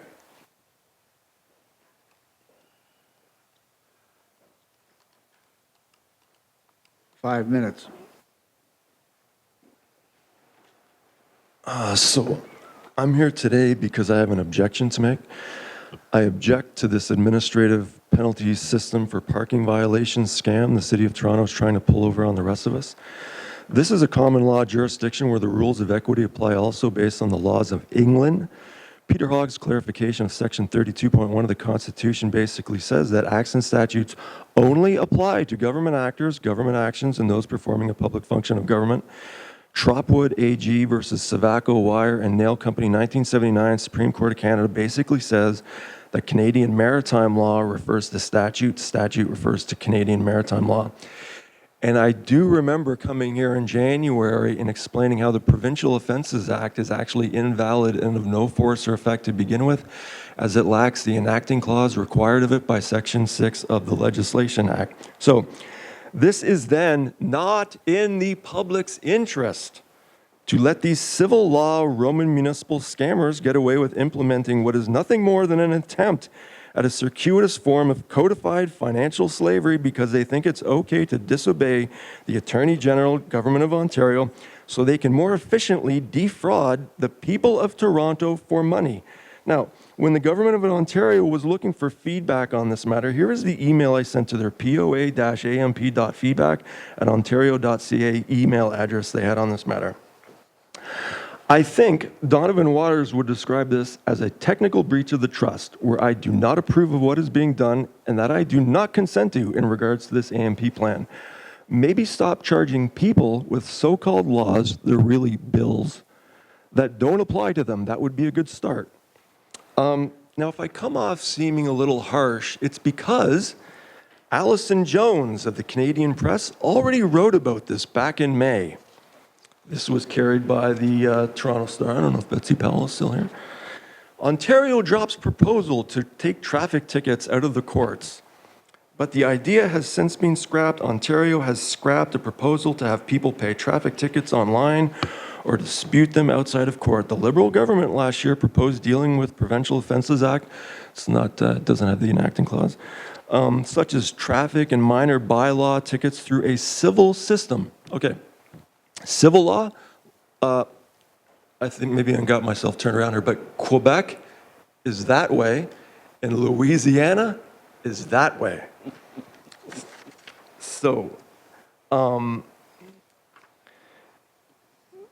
so just we're all clear on what's happening here. The City of Toronto wanted to do something. The Attorney General of the Government of Ontario said no. And the City of Toronto has seemingly said, we don't care, we're going to go ahead and do it anyways. I forgot to add the quote from Jenna Manone, spokeswoman for the Attorney General. Based on that she gave to Allison Jones, based on the feedback we received, we have decided to focus on our efforts on improving the existing court-based system for disputing and paying traffic tickets and other POA charges, rather than pursuing an administrative monetary penalty AMP model. That's Jenna Manone, spokeswoman for the Attorney General. Allison Jones on Twitter, in fact, went on and said to someone named Colin, and the government didn't announce it. I thought, hey, whatever happened to that AMP proposal? And was told, oh, we're not doing that anymore. So I'm not quite sure why we're here. So like, do I got that right? I mean, the City of Toronto is just doing whatever they want again, barring any objections, of course. So the good news is if it goes ahead, and I guess Brian Haley is going to choose, 1 minute? Okay, I'll get to the good part then. Okay, so like I read here last month, the board's website says that someone may make a deputation here, and that the definition of deputation I read from the Canadian Oxford Dictionary says a group of people appointed to represent others, usually for a specific purpose, a delegation. So I'm going to actually make a deputation this time. Let's see. I appoint Her Majesty Queen Elizabeth Windsor to act as the trustee for me in this matter, with the instructions, and I say this respectfully, of course, that if the City of Toronto doesn't do what they're told by the Attorney General, the Government of Ontario, and goes ahead with this administrative penalty system for parking violations, to make sure whoever at the City of Toronto was behind it is charged with fraud, breach of trust, whatever, and that I direct that she is to do this, and I demand that she is to do this. Also, God bless Queen Elizabeth Windsor to lead us not into temptation, but to deliver us from the City of Toronto. Thank you, Derek. Any questions? Well, no. And Chief Saunders is an agent of the I Queen, was by the thinking, way. if you're asking the appointment of Her Majesty the Queen, you could have thrown in treason as well, couldn't you? But Could I come back No, next no, month no, and you I'll give you 10 minutes on that if you want. you have colleagues' questions of Derek. I just want to thank you for bringing this to our attention. He's one of 3 councillors that actually voted against this. So there's 30 City of Toronto councillors that don't know the difference between right and wrong. Councillor Perks and Councillor Ainsley were the only ones who voted against this. So kudos to Councillor Lee. Okay. You're a good man, Councillor Lee. Any other questions? Thank you, Derek. Chris? 5 minutes. Thank you. I'll just be brief, but I did note, as Derek mentioned here, not only did Councillor Lee vote against this, but on the date that this came forward, in fact, both Councillor Carroll and Mayor Tory weren't there that day. So, in fact, none of the members of the board, it seems, has actually addressed this issue. My concern with it is it actually relates to page 10 of the city's background information on this this city council motion, and I'll give a copy to Deirdre here at the end. But essentially, this proposal, and for the most part, I don't see a problem with the idea of a quick and easy resolution to be able to defer matters, to have somebody quickly decide that there should be a reduction in payment or something along that lines. But The rules here are essentially that there is the screening officer, which is, I take it, the individual at the counter that you first walk up to, that person can make a decision to extend time or alter the fine amount or things of that nature. And then there's one chance at appeal to a hearing officer, but that's it. And there's no chance, according to these instructions, it says here, a hearing officer can approve an extension of time to request a hearing review and an extension of time to pay the penalty. The hearing officer's decision is final and not subject to appeal as of right. And so basically that's it. There's a one-shot situation. And I have a problem with I think we've all heard of situations where people make mistakes, obviously, in their decisions, where other factors come up.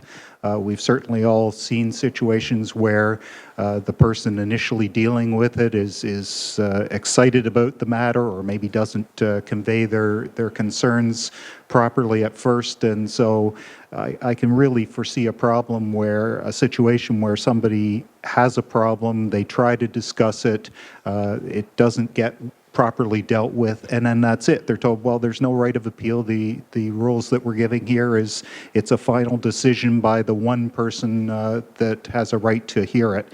And so I think that needs to be changed in this motion. And granted, this is at the city level, so I'm not sure how that works in terms of now it's already here.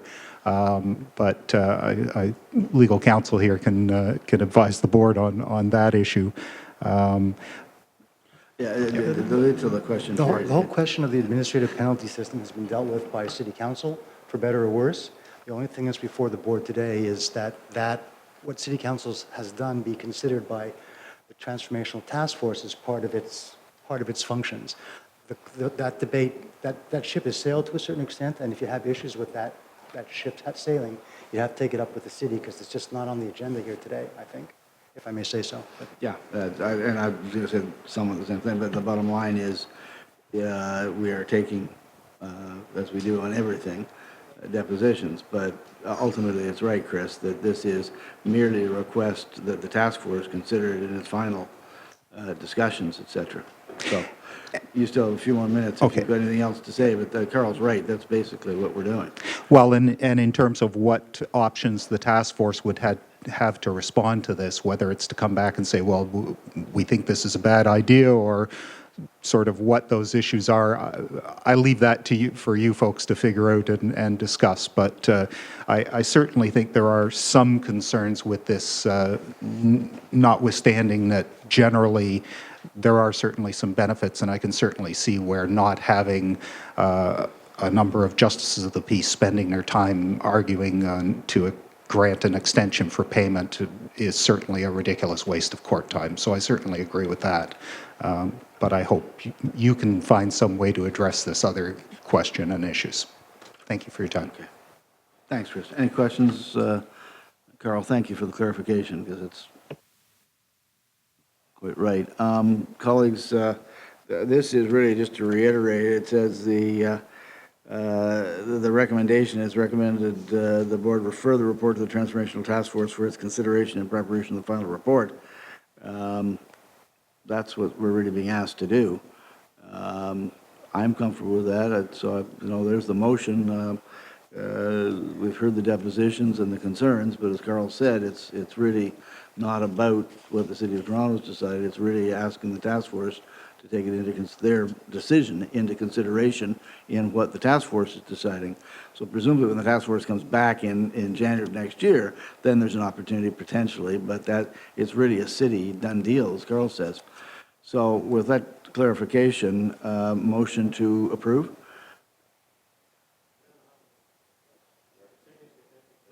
Yeah, exactly. Exactly. So Councillor Lee, Mayor Tory, all in favor?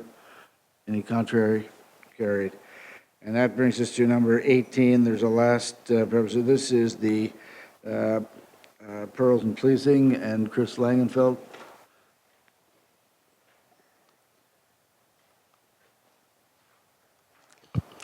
Last time you have to deal with me today, anyways.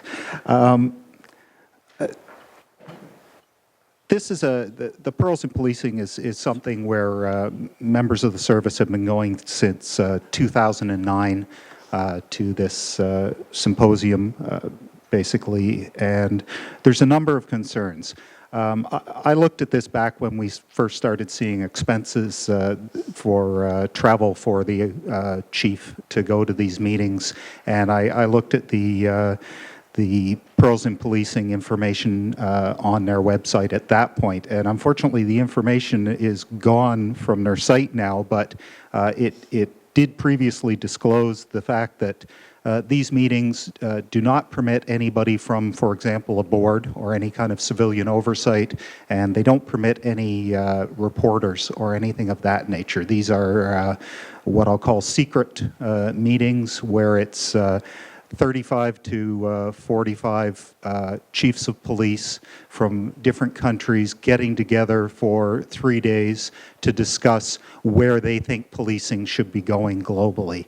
And when you look, for example, at the summary from the 2015 Copenhagen meeting, they discuss issues like legislation standardization and common practices, reconciling national sovereignty with the exigencies of international policing cooperation remains a challenge.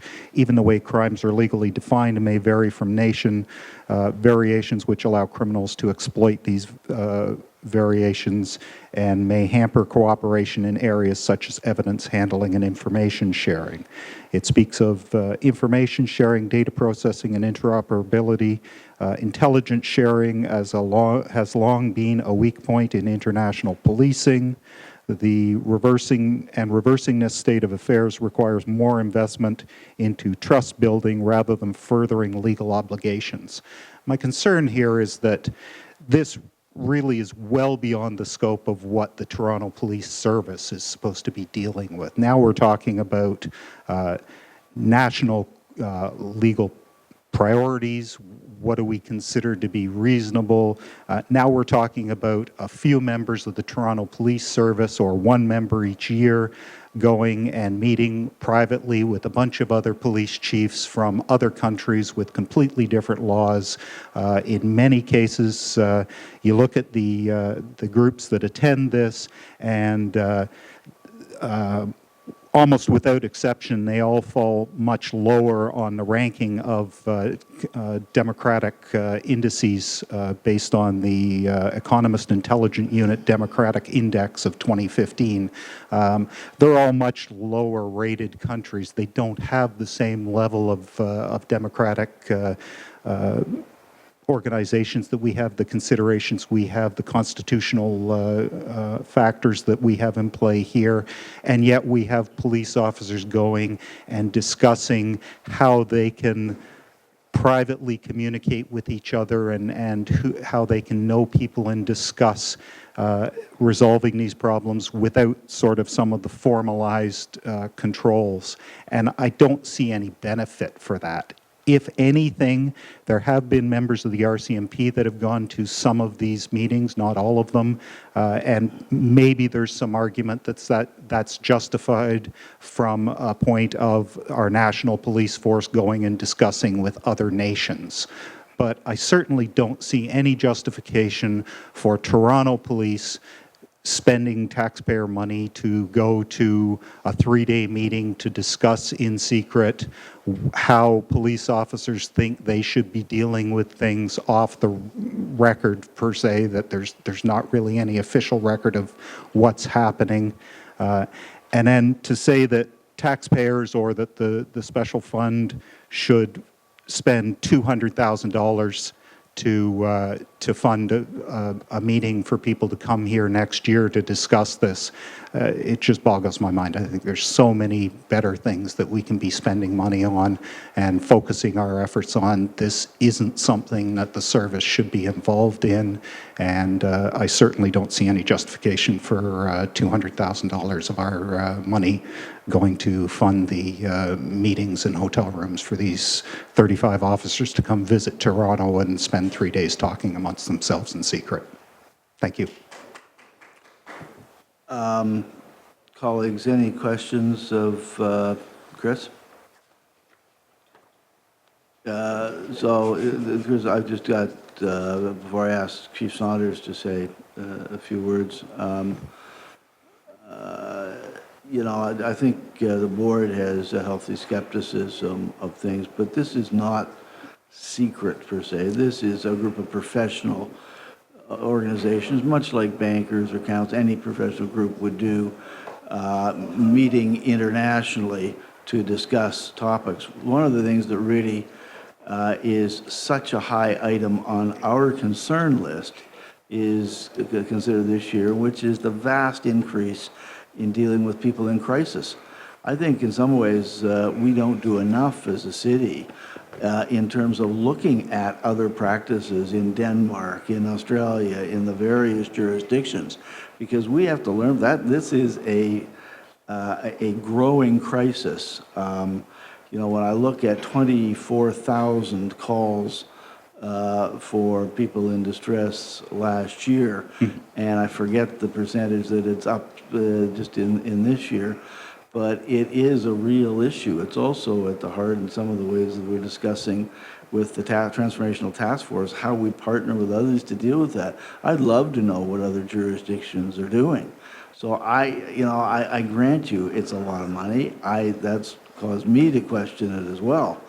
But, if I look at the benefits, first of all, I don't see it different than what we would have done in an investment banking business or the other professionals that I see do. It's coming to the public for approval.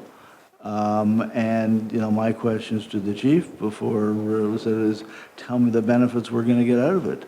So I'll ask him to comment, but I'd ask my colleagues if they've got similar views on it or anything meritorious. If I may just respond to that, I'd certainly say it's a bad day when people start saying, well, banking does it, so the government should do it. No. When you talk about, though, I mean, banking is a private industry, and or it's a publicly traded industry. I'm saying that other organizations and professional groups do similar things to share knowledge around the globe, and that's how you get best practices, in my view. And yet I don't think you would see social services, for example, meeting with foreign countries to discuss this in secret and saying, well, we can't have press. If this was something where press were permitted, where board members were attending, where it was not the nature that it is, then I wouldn't have the same problem with it. But the fact that that doesn't exist and that oversight isn't there is, I think, what is the problem with this particular arrangement. So, thank you. Well, it would just be one instance where I kind of understand what you're saying, but I have a concern. I did from the beginning, as I said earlier, we were just briefly chatting this morning before we started about the money and so forth, but I just think you're wrong on this, respectfully, and I think the notion, and it's just not what you're implying, that even what the chair said about business, it's nonprofit agencies, it's governments, it's everybody, that if they're sensible and they're smart, they sit down with other people from other countries or other cities or other provinces or other parts of this country and share information.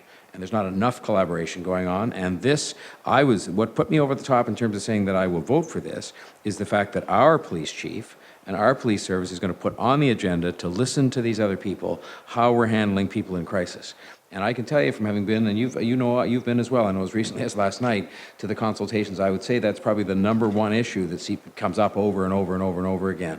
And we see from our own statistics this is big. So I would have said for the cost of $200,000, recognizing that we go to that conference every year and somebody else hosts it, so they put up the money every other year, so you have to amortize that over a long period of time, that if we learn 3 things, whatever they might be, how to better handle and possibly save lives and so on, handling people in crisis, it'll be well worth it. And I just don't accept the notion that, first of all, you can't have a confidential discussion so people can share approaches and ideas back and forth. People do it every day. And secondly, I don't accept the notion that you should never talk to anybody about anything that may be from outside the country and that we have to host those meetings. We can't always be the people that go to those meetings and have everybody else pay for it. It's our turn. We've never had it in Canada before. So it's not a question. I just wanted to register with you that I just... I understand what you're saying about the need to be careful with money, but I think this will be a good investment for us. Councillor Lee? Thank you. Then I will support this motion to host it. And I equate this to many government agencies meeting internationally, whether it's banking laws or whether it's security, national security, terrorism, and so on, and sharing that information. And sometimes you have to, not have an open discussion because there's information in there that could very well be held for security reasons. And and one of the items appearing on this is mental health. And I think that is important that we do learn how to handle the mental health. And even other issues that international terrorism, although you say that many countries in there it ranks lower than us, but there are countries that actually rank higher in actually terrorism handling and so on. So we can learn them. You can learn those methods from them as well.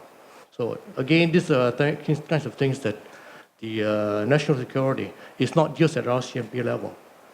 It's at all levels in terms of, and TPS is one of the biggest police forces in Canada. So we need to be at the forefront to learn all these new techniques and ways of monitoring all this. Thank you. I appreciate your argument. I would say, though, well, this is questions to the deputant, so in fact, presumably he's asking me a question. No, I was right? thinking more of a statement than a question. Let's hear Ms. Mulliner, and then we'll... Thank you. And I've also have the answer to a question I was going to ask, so I'm going to put out there the number crunching that one of our colleagues in the community has offered me around the cost of the conference. So I'm going to support this in principle, but I did have significant concerns around the costs, and I can't second guess this math because I didn't do it, but at 35 people, it's just under $6,000 per person, I assume, for the 3 days. So that is a lot, given that people are paying for their trip, and I assume someone's paying for their, what we call their room and board. That said, what I think we have a unique opportunity to do, and I would like to hear the chief on this, is in the context of what you have written in your report, Chief, where you say, this conference supports my relentless efforts in developing our service as a world leader in zero harm resolutions involving persons in crisis. I think what we have in this city is a unique opportunity to bring additional perspectives to the table that would be outside of the cadre of the people who'd be coming to this conference. And maybe you're planning to do that, so I'd be interested in hearing a little bit about that. But if you hadn't gotten to that point in terms of scoping out the agenda for that section on mental health, I think it's a unique opportunity for Toronto, and in that context, Canada, to be able to say, when we address these issues in this city, we bring the people to the table who are the most directly affected, and these are some of the experts that you would propose play a role, and I know these are closed door for a reason, but could play a role in further presenting information with a perspective that would be unique probably for many of the participants who are coming in. Thank you. Sorry, Mark, just before we, let's get all the board members, so Mr. Jeffers has some comments as well. Yes, I'm also concerned about, first of all, the cost of it, yes, but also the openness in terms of dealing with some of the issues that the community or members of the community or various communities also are experts at in sharing this information and the role that they play in this. I fully support, though, because there's a fear of national security, et cetera, which I'm sure the chief will expound on. And so I would like to know how much of this, in dealing with this conference, what impact it has on national security and the role of the city of Toronto in all of this, or just mental issues. Okay, if that's all the comments from colleagues, Mark, do you want to respond? Yeah, just a couple of points with respect to the pros in policing. And, in this day and age, local thinking in a global environment will be set up for failure. We have got a 2.8 million population. We don't think locally anymore. If we think locally, that's where the gaps are. And that's something that we've learned internationally from a law enforcement footprint. And so those that have the ability of expanding and looking at things from a world perspective, not just from an academic perspective, but from a relationship building perspective, we find great successes. The confidentiality piece is very important because there are certain things that are not to be disclosed to the public, to give up certain investigative techniques or how we get to certain points. National security being one of them. When I was in Denmark, it was right after they had that terrorist attack, and I was able to speak candidly. There's no point shipping people across the world to have political conversations when it comes to law enforcement operationally. You want to speak candid, you want to hear exactly what things are so that you bring back the best product, not a sanitized product, and I'm not interested in that. This is an opportunity for us to hit on a subject that is very important to us, and that is the fact that it is how we deal with people that live with mental health issues. And it is a growing concern in the City of Toronto.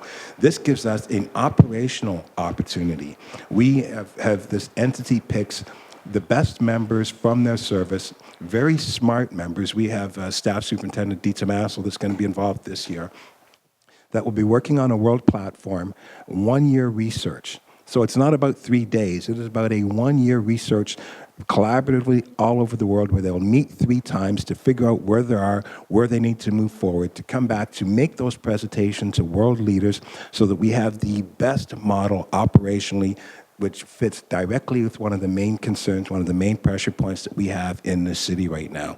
I think if we're going to be world leaders, if we're going to be best in class with an issue which I think has so many gaps and so many issues, I think that this is a great opportunity. And it's not just how to apprehend, it's learning about how to work with government, it's learning how to work with agencies. What leverage points did you utilize to get to the finish line, and what steps do you take to get there? These are all of the things that I'm interested in. So I think that we're moving backwards if we're going to sit here and contain everything within the City of Toronto and not expand and not learn from some of the best. And, I found being in Denmark, the importance of academia, some of the countries in Western Europe, the importance of academia is something that I'm very interested in, and how they leverage it within law enforcement. So there's a lot to be learned by the rest of the world, and I hope that we take opportunities to do just that. Thanks, Mark. Colleagues, any questions of the chief? So maybe you didn't answer my question intentionally, or maybe you had another. I'm interested in knowing whether there is any consideration to be bringing the unique diversity of perspectives that we've cultivated in this city to the table for that portion of the conference. Outsiders to the pearls and policing in some format. I'm not interested in getting into how you would do it, but has that been considered, and is there any merit to it? I'm not sure if the question is, would we be sharing our diversity in the city? And There's a unique opportunity for, given what the city has gone through with some high-profile international mental health and policing incidents, and there are people who worked for many years with members of the service and in the community who have a unique perspective, and often international and I don't think this is happening anywhere else in the world. So bringing them to the table in some way so that their perspectives on how it works here can be shared with those international participants strikes me as a particularly local context that might be of value to international participants. no, yes, that's correct, and yes, we will be. Any other questions for the chief? If not, Derek, thank you very much for your deposition. And I would then ask for a motion to approve. It's item number 18. Motion to approve, Mayor Tory, seconded Councillor Lee. All in favor? Any contrary? Carried unanimously. Thank you.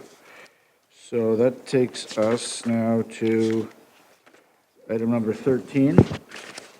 And item number 13 is the, Councillor Lee, you held this, the citywide real estate review. I just want to verify that it's not chief that's going to be personally looking after it. You can delegate it to the CAO, right? to be participating in this? The Actually, recommendation says he is going to the- participate in it. Yeah, the board refer this to the chief. Oh, he's and request delegate, that- right? Yeah. Okay. If he's delegate, it's let it go then. I'm Yes. sitting on that. Yeah. Yeah. Okay, I'll move the motion. So you will motion to receive, Councillor Lee. Actually, not receive, to move the 13, motion. Yeah, sorry, motion to approve, Councillor Lee. Seconded, Ms. Mulliner. All in favor? Any contrary? Carried unanimously. That takes us now to item number 14, which was, okay, the written submission, okay. So it is attached from Chris Langenfeld.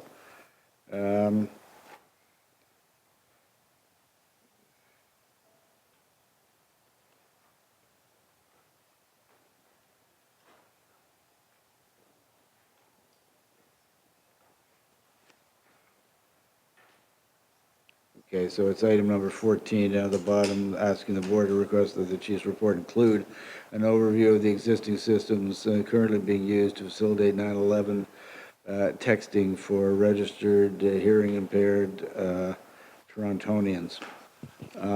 With that addition, are there any questions? If not, a motion to approve. Councillor Lee, seconded. Seconded. Mayor Tory, all in favor? Any contrary? Carried unanimously. And yes, we're motion to receive the request, or the deposition is included in that. Okay, thank you. What's next here? No, we've done 15, we've done 16. Yes, 19 is special constables. That was me holding it. And the request there is really a question about the city, the University of Toronto St. George campus. They have an approved strength of 50. The current complement is 30. Do we know why it's that way, Mark? This is the approval of special constables, so it's item number 19. It's the special constables, University of Toronto, St. George campus. And it's on page 2 of that item number 19. Has anybody got a hard copy? Stu. Stu, do you want to come up to a mic and answer the question so we can all hear? The U of T special constables had their authorized strength increased in May, so they're now just hiring up to their new authorized strength. And, yep. I sort of assumed from this one and the housing one, and I extrapolated one from the other, which may be not correct, that what you have is a combination of people, some of whom are just, when I say just, they're security people, but not special constables at housing, because they sort of said there was no increase in cost, so they were simply moving people up so they would have the powers of a special constable vis-a-vis some of these provincial statutes. And that the same may be true at the U of T. They have security people who have not been per se designated as special constables. Is that a correct assumption I'm making? Well, they have, those organizations, have people that they employ as special constables, and then from time to time, they will, those people will move on to some other part of the organization. They'll move on to a different occupation, and so their strength will go up or down, and they'll have to hire people to replace special constables who've moved on to some other duties. But so they could very well be coming from inside the organization and sort of like a lateral transfer, or they could be people they've hired from outside who have come in and passed, all of the testing and whatever, and are eligible to be special constables. We're just having this discussion now about, we have, as you're aware, 3 contracts with, outside organizations to provide special constables. One is University of Toronto, one is TCHC, and the other one is the TTC. for TCHC and for the University of Toronto, we have fairly well-established, I'll call them caps, but they're limits on how many special constables they can have that you've authorized over the years. And the TTC just engaged in a new contract which does not include a number. However, each and every time they want to employ another person as a special constable, they have to come back here to get authority from the board to appoint a person as a special constable. And so those people will undoubtedly, they're inside a deployment program that is approved and monitored by our special constable program that we have in the organization. So it's very well monitored. We receive information every day from those organizations about their activities. But it looks like an equation for my original question was if they are authorized for 50 and they're at 30, and I had failed to realize that we just increased that. So in fact, we doubled the amount, and what's their justification for that? Yes. And are we comfortable with that? The U of T is not growing by that amount, so what's the rationale for that? I'll pass that over to the expert. University of Toronto has not increased their authority, their authorized strength in quite a while, and with increased growth in students, staffing, and building locations, they've anticipated within the next few years what it's going to be, and so that's why it went from 34 to 50, and they're in the process of hiring right now. Toronto Community Housing, just to stipulate as well, yes, they kind of have a tiered system, so they'll have their security guards, they'll have community patrol officers, and they'll have special constables. They will be taking the majority of their community patrol officers and turning them into special constables, which is why they're asking for the increase. So this is all on their budgets. These are approvals that we give. Do we have any say in the standards and the training that, the people that are being approved are in effect vetted by us? It's not just we're approving a number? No, yeah, there is restrictions in the agreement, and like Inspector Ely said, their agreement is being redone, so they still have to abide by all those agreements. And so there are training standards that they have to abide by. There's in each of the contracts there is an issue about complaints, how they handle public complaints, the types of interactions they have with the community, and so our people in the special constable office are involved with all of the management, daily management of those 3 contracts to ensure that the special constable programs are following the guidelines that are set out in the contracts. So there are 85 authorized, if I remember right, of the community housing ones. There are 50 now of the university ones, and we've written a blank check on the TTC ones. That's a significant population of the public. And just make sure we capture this in the transformational task force discussions as we talk about more community-centric and going forward. So it's just a reminder that it's something that perhaps we, as a board, tend to forget that we have some responsibility over and that it works in tandem with us. Just this morning, actually, I had a conversation with Staff Sergeant Cosentino, who's the officer in charge of that particular unit, about the TTC's complement and how they get there. And they're basically right now they're the only one of the 3 contracts we have that we haven't got an established number for them. However, every time they want to add another person, they have to come back here, and so we're know the number, but haven't given a limit.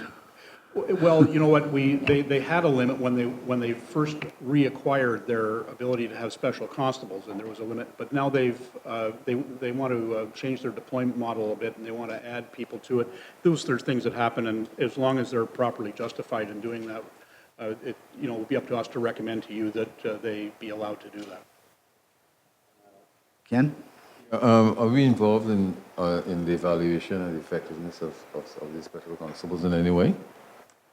I would have to say, no, we are not. They're employees of other organizations, and so their daily performance is monitored by their supervisors, and they are subject to, for instance, the TTC people are subject to TTC rules of conduct.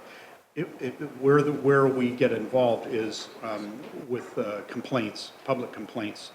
And so if a person from the public complains about the conduct of them and it comes to our attention, then there's an investigation that's done, and you know, the organization by whom they are employed is obligated to ensure discipline is carried out. But they are not our employees. They are the employees of the TTC, the University of Toronto, and Toronto Housing.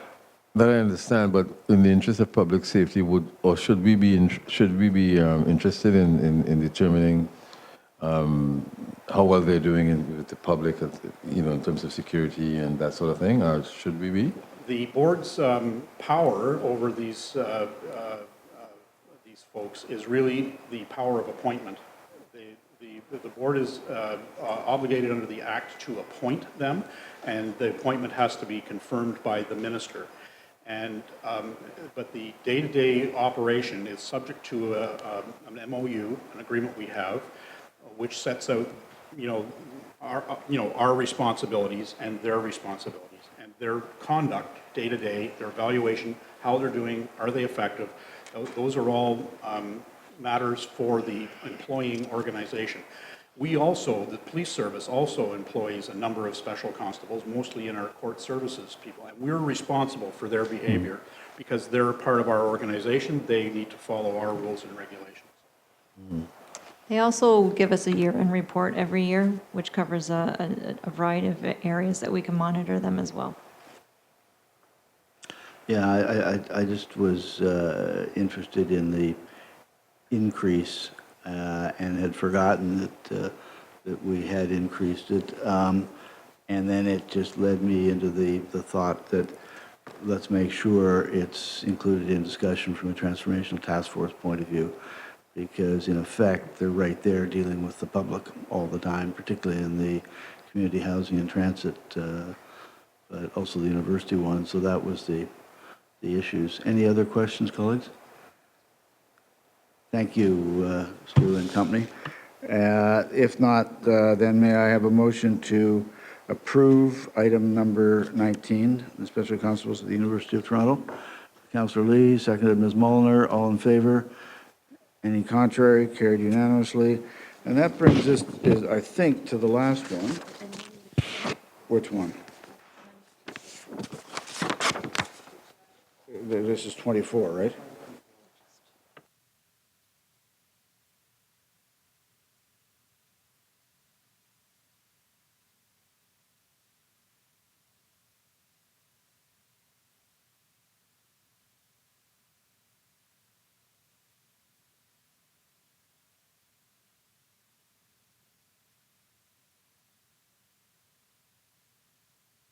So, the body-worn camera issue, which was item number 23, as I recall, we would like to reopen because there is, and you will have it handed to you in a second, a body-worn cameras evaluation. And we might as well receive this at the same time and have it deferred as well for discussion to the October meeting, because it's just about to go public.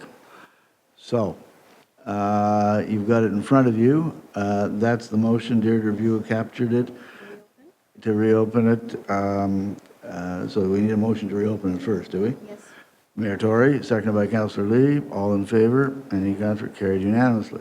Now, we need a motion to amend our motion, which is that we will also receive the evaluation report of June 2016. It's interesting, it's dated June 2016. Anyway, body-worn cameras that we will also receive and hold over until the October meeting for discussion at the time of the body-worn cameras.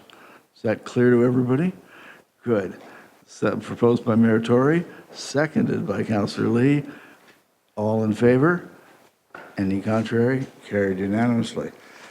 It's no wonder we got it just an hour before the start. It's 95 pages. Derek, do you want a signed copy while we're here? Okay. Okay, that's fine. Then that takes us to the final item, which is item number 24, and that is the Ontario Association of Police Service Boards survey. And the background of this is that the Association of Ontario Police Service Boards, in preparation for the submissions to the government on the opening of the Police Act, has sent around a survey. And I think it's important that we have it in the public domain. We have filled it in and answered it accordingly. The board members have taken a look at it. There are some suggestions for changes. And so I'd ask the Executive Director, Joanne Campbell, to take us through that. And again, this is item number 24 in your schedule. So as the chair mentioned, the Ontario Association of Police Boards has asked every board in the province of Ontario to complete this survey, preferably at its September board meeting, and they're collecting and compiling responses by September 30th.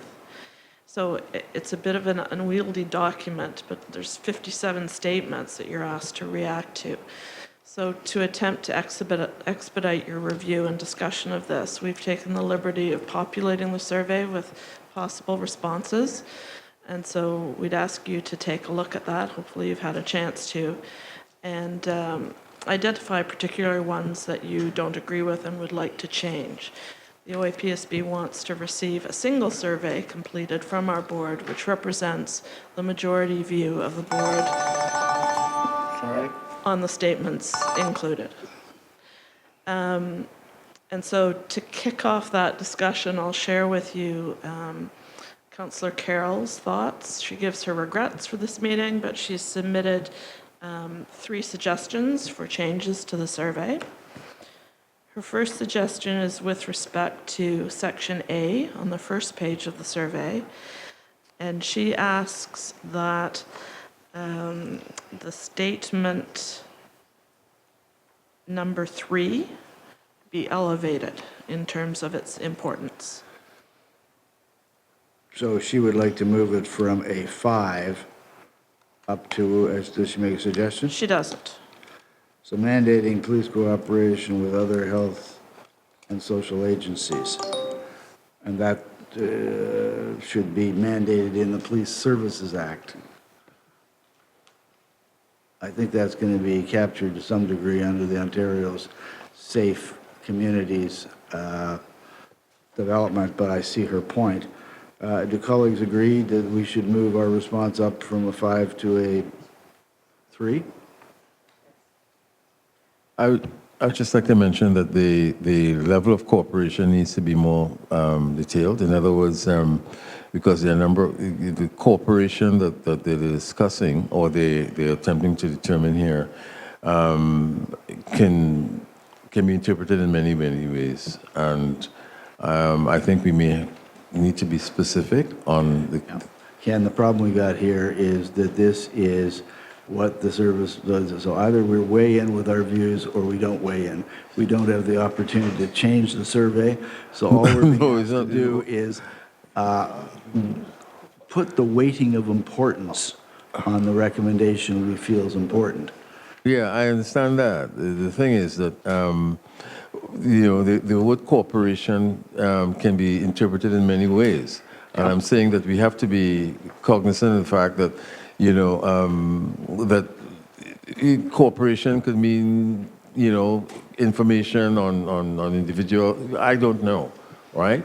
And I just need to understand that, and they can clarify that. We don't have time to, this is a survey, we either answer it today one way or the other. Okay. I think, and Shelley's point is, and I kind of agree with it, that this is one of the most important things we're dealing with. So for us to put it as far down, I'm not quite sure how they're going to legislate it in the act, as opposed to, I think it's going to be caught more under the safe communities discussion that the province is doing, and that in effect, Ken, our task force is already moving towards. So I take Councillor Carroll's point, and I think to recognize that it shouldn't be a 5, that it should be a 3 in our discussion probably makes some sense. I agree with you. This is it's a survey that leads itself to all kinds of interpretations. Unfortunately, we don't have time to correct that. Okay, all right. Did everybody agree, including Ken, that we should move elevate that to at least the 3 position? Okay. Ken, I share your frustration, but I don't know what we can do. Sorry, Councillor Lee. Yes. I know. Next. So we're going to move that to Yes. 3. Councillor Carroll's next point was with respect to statement number 38. She jumped.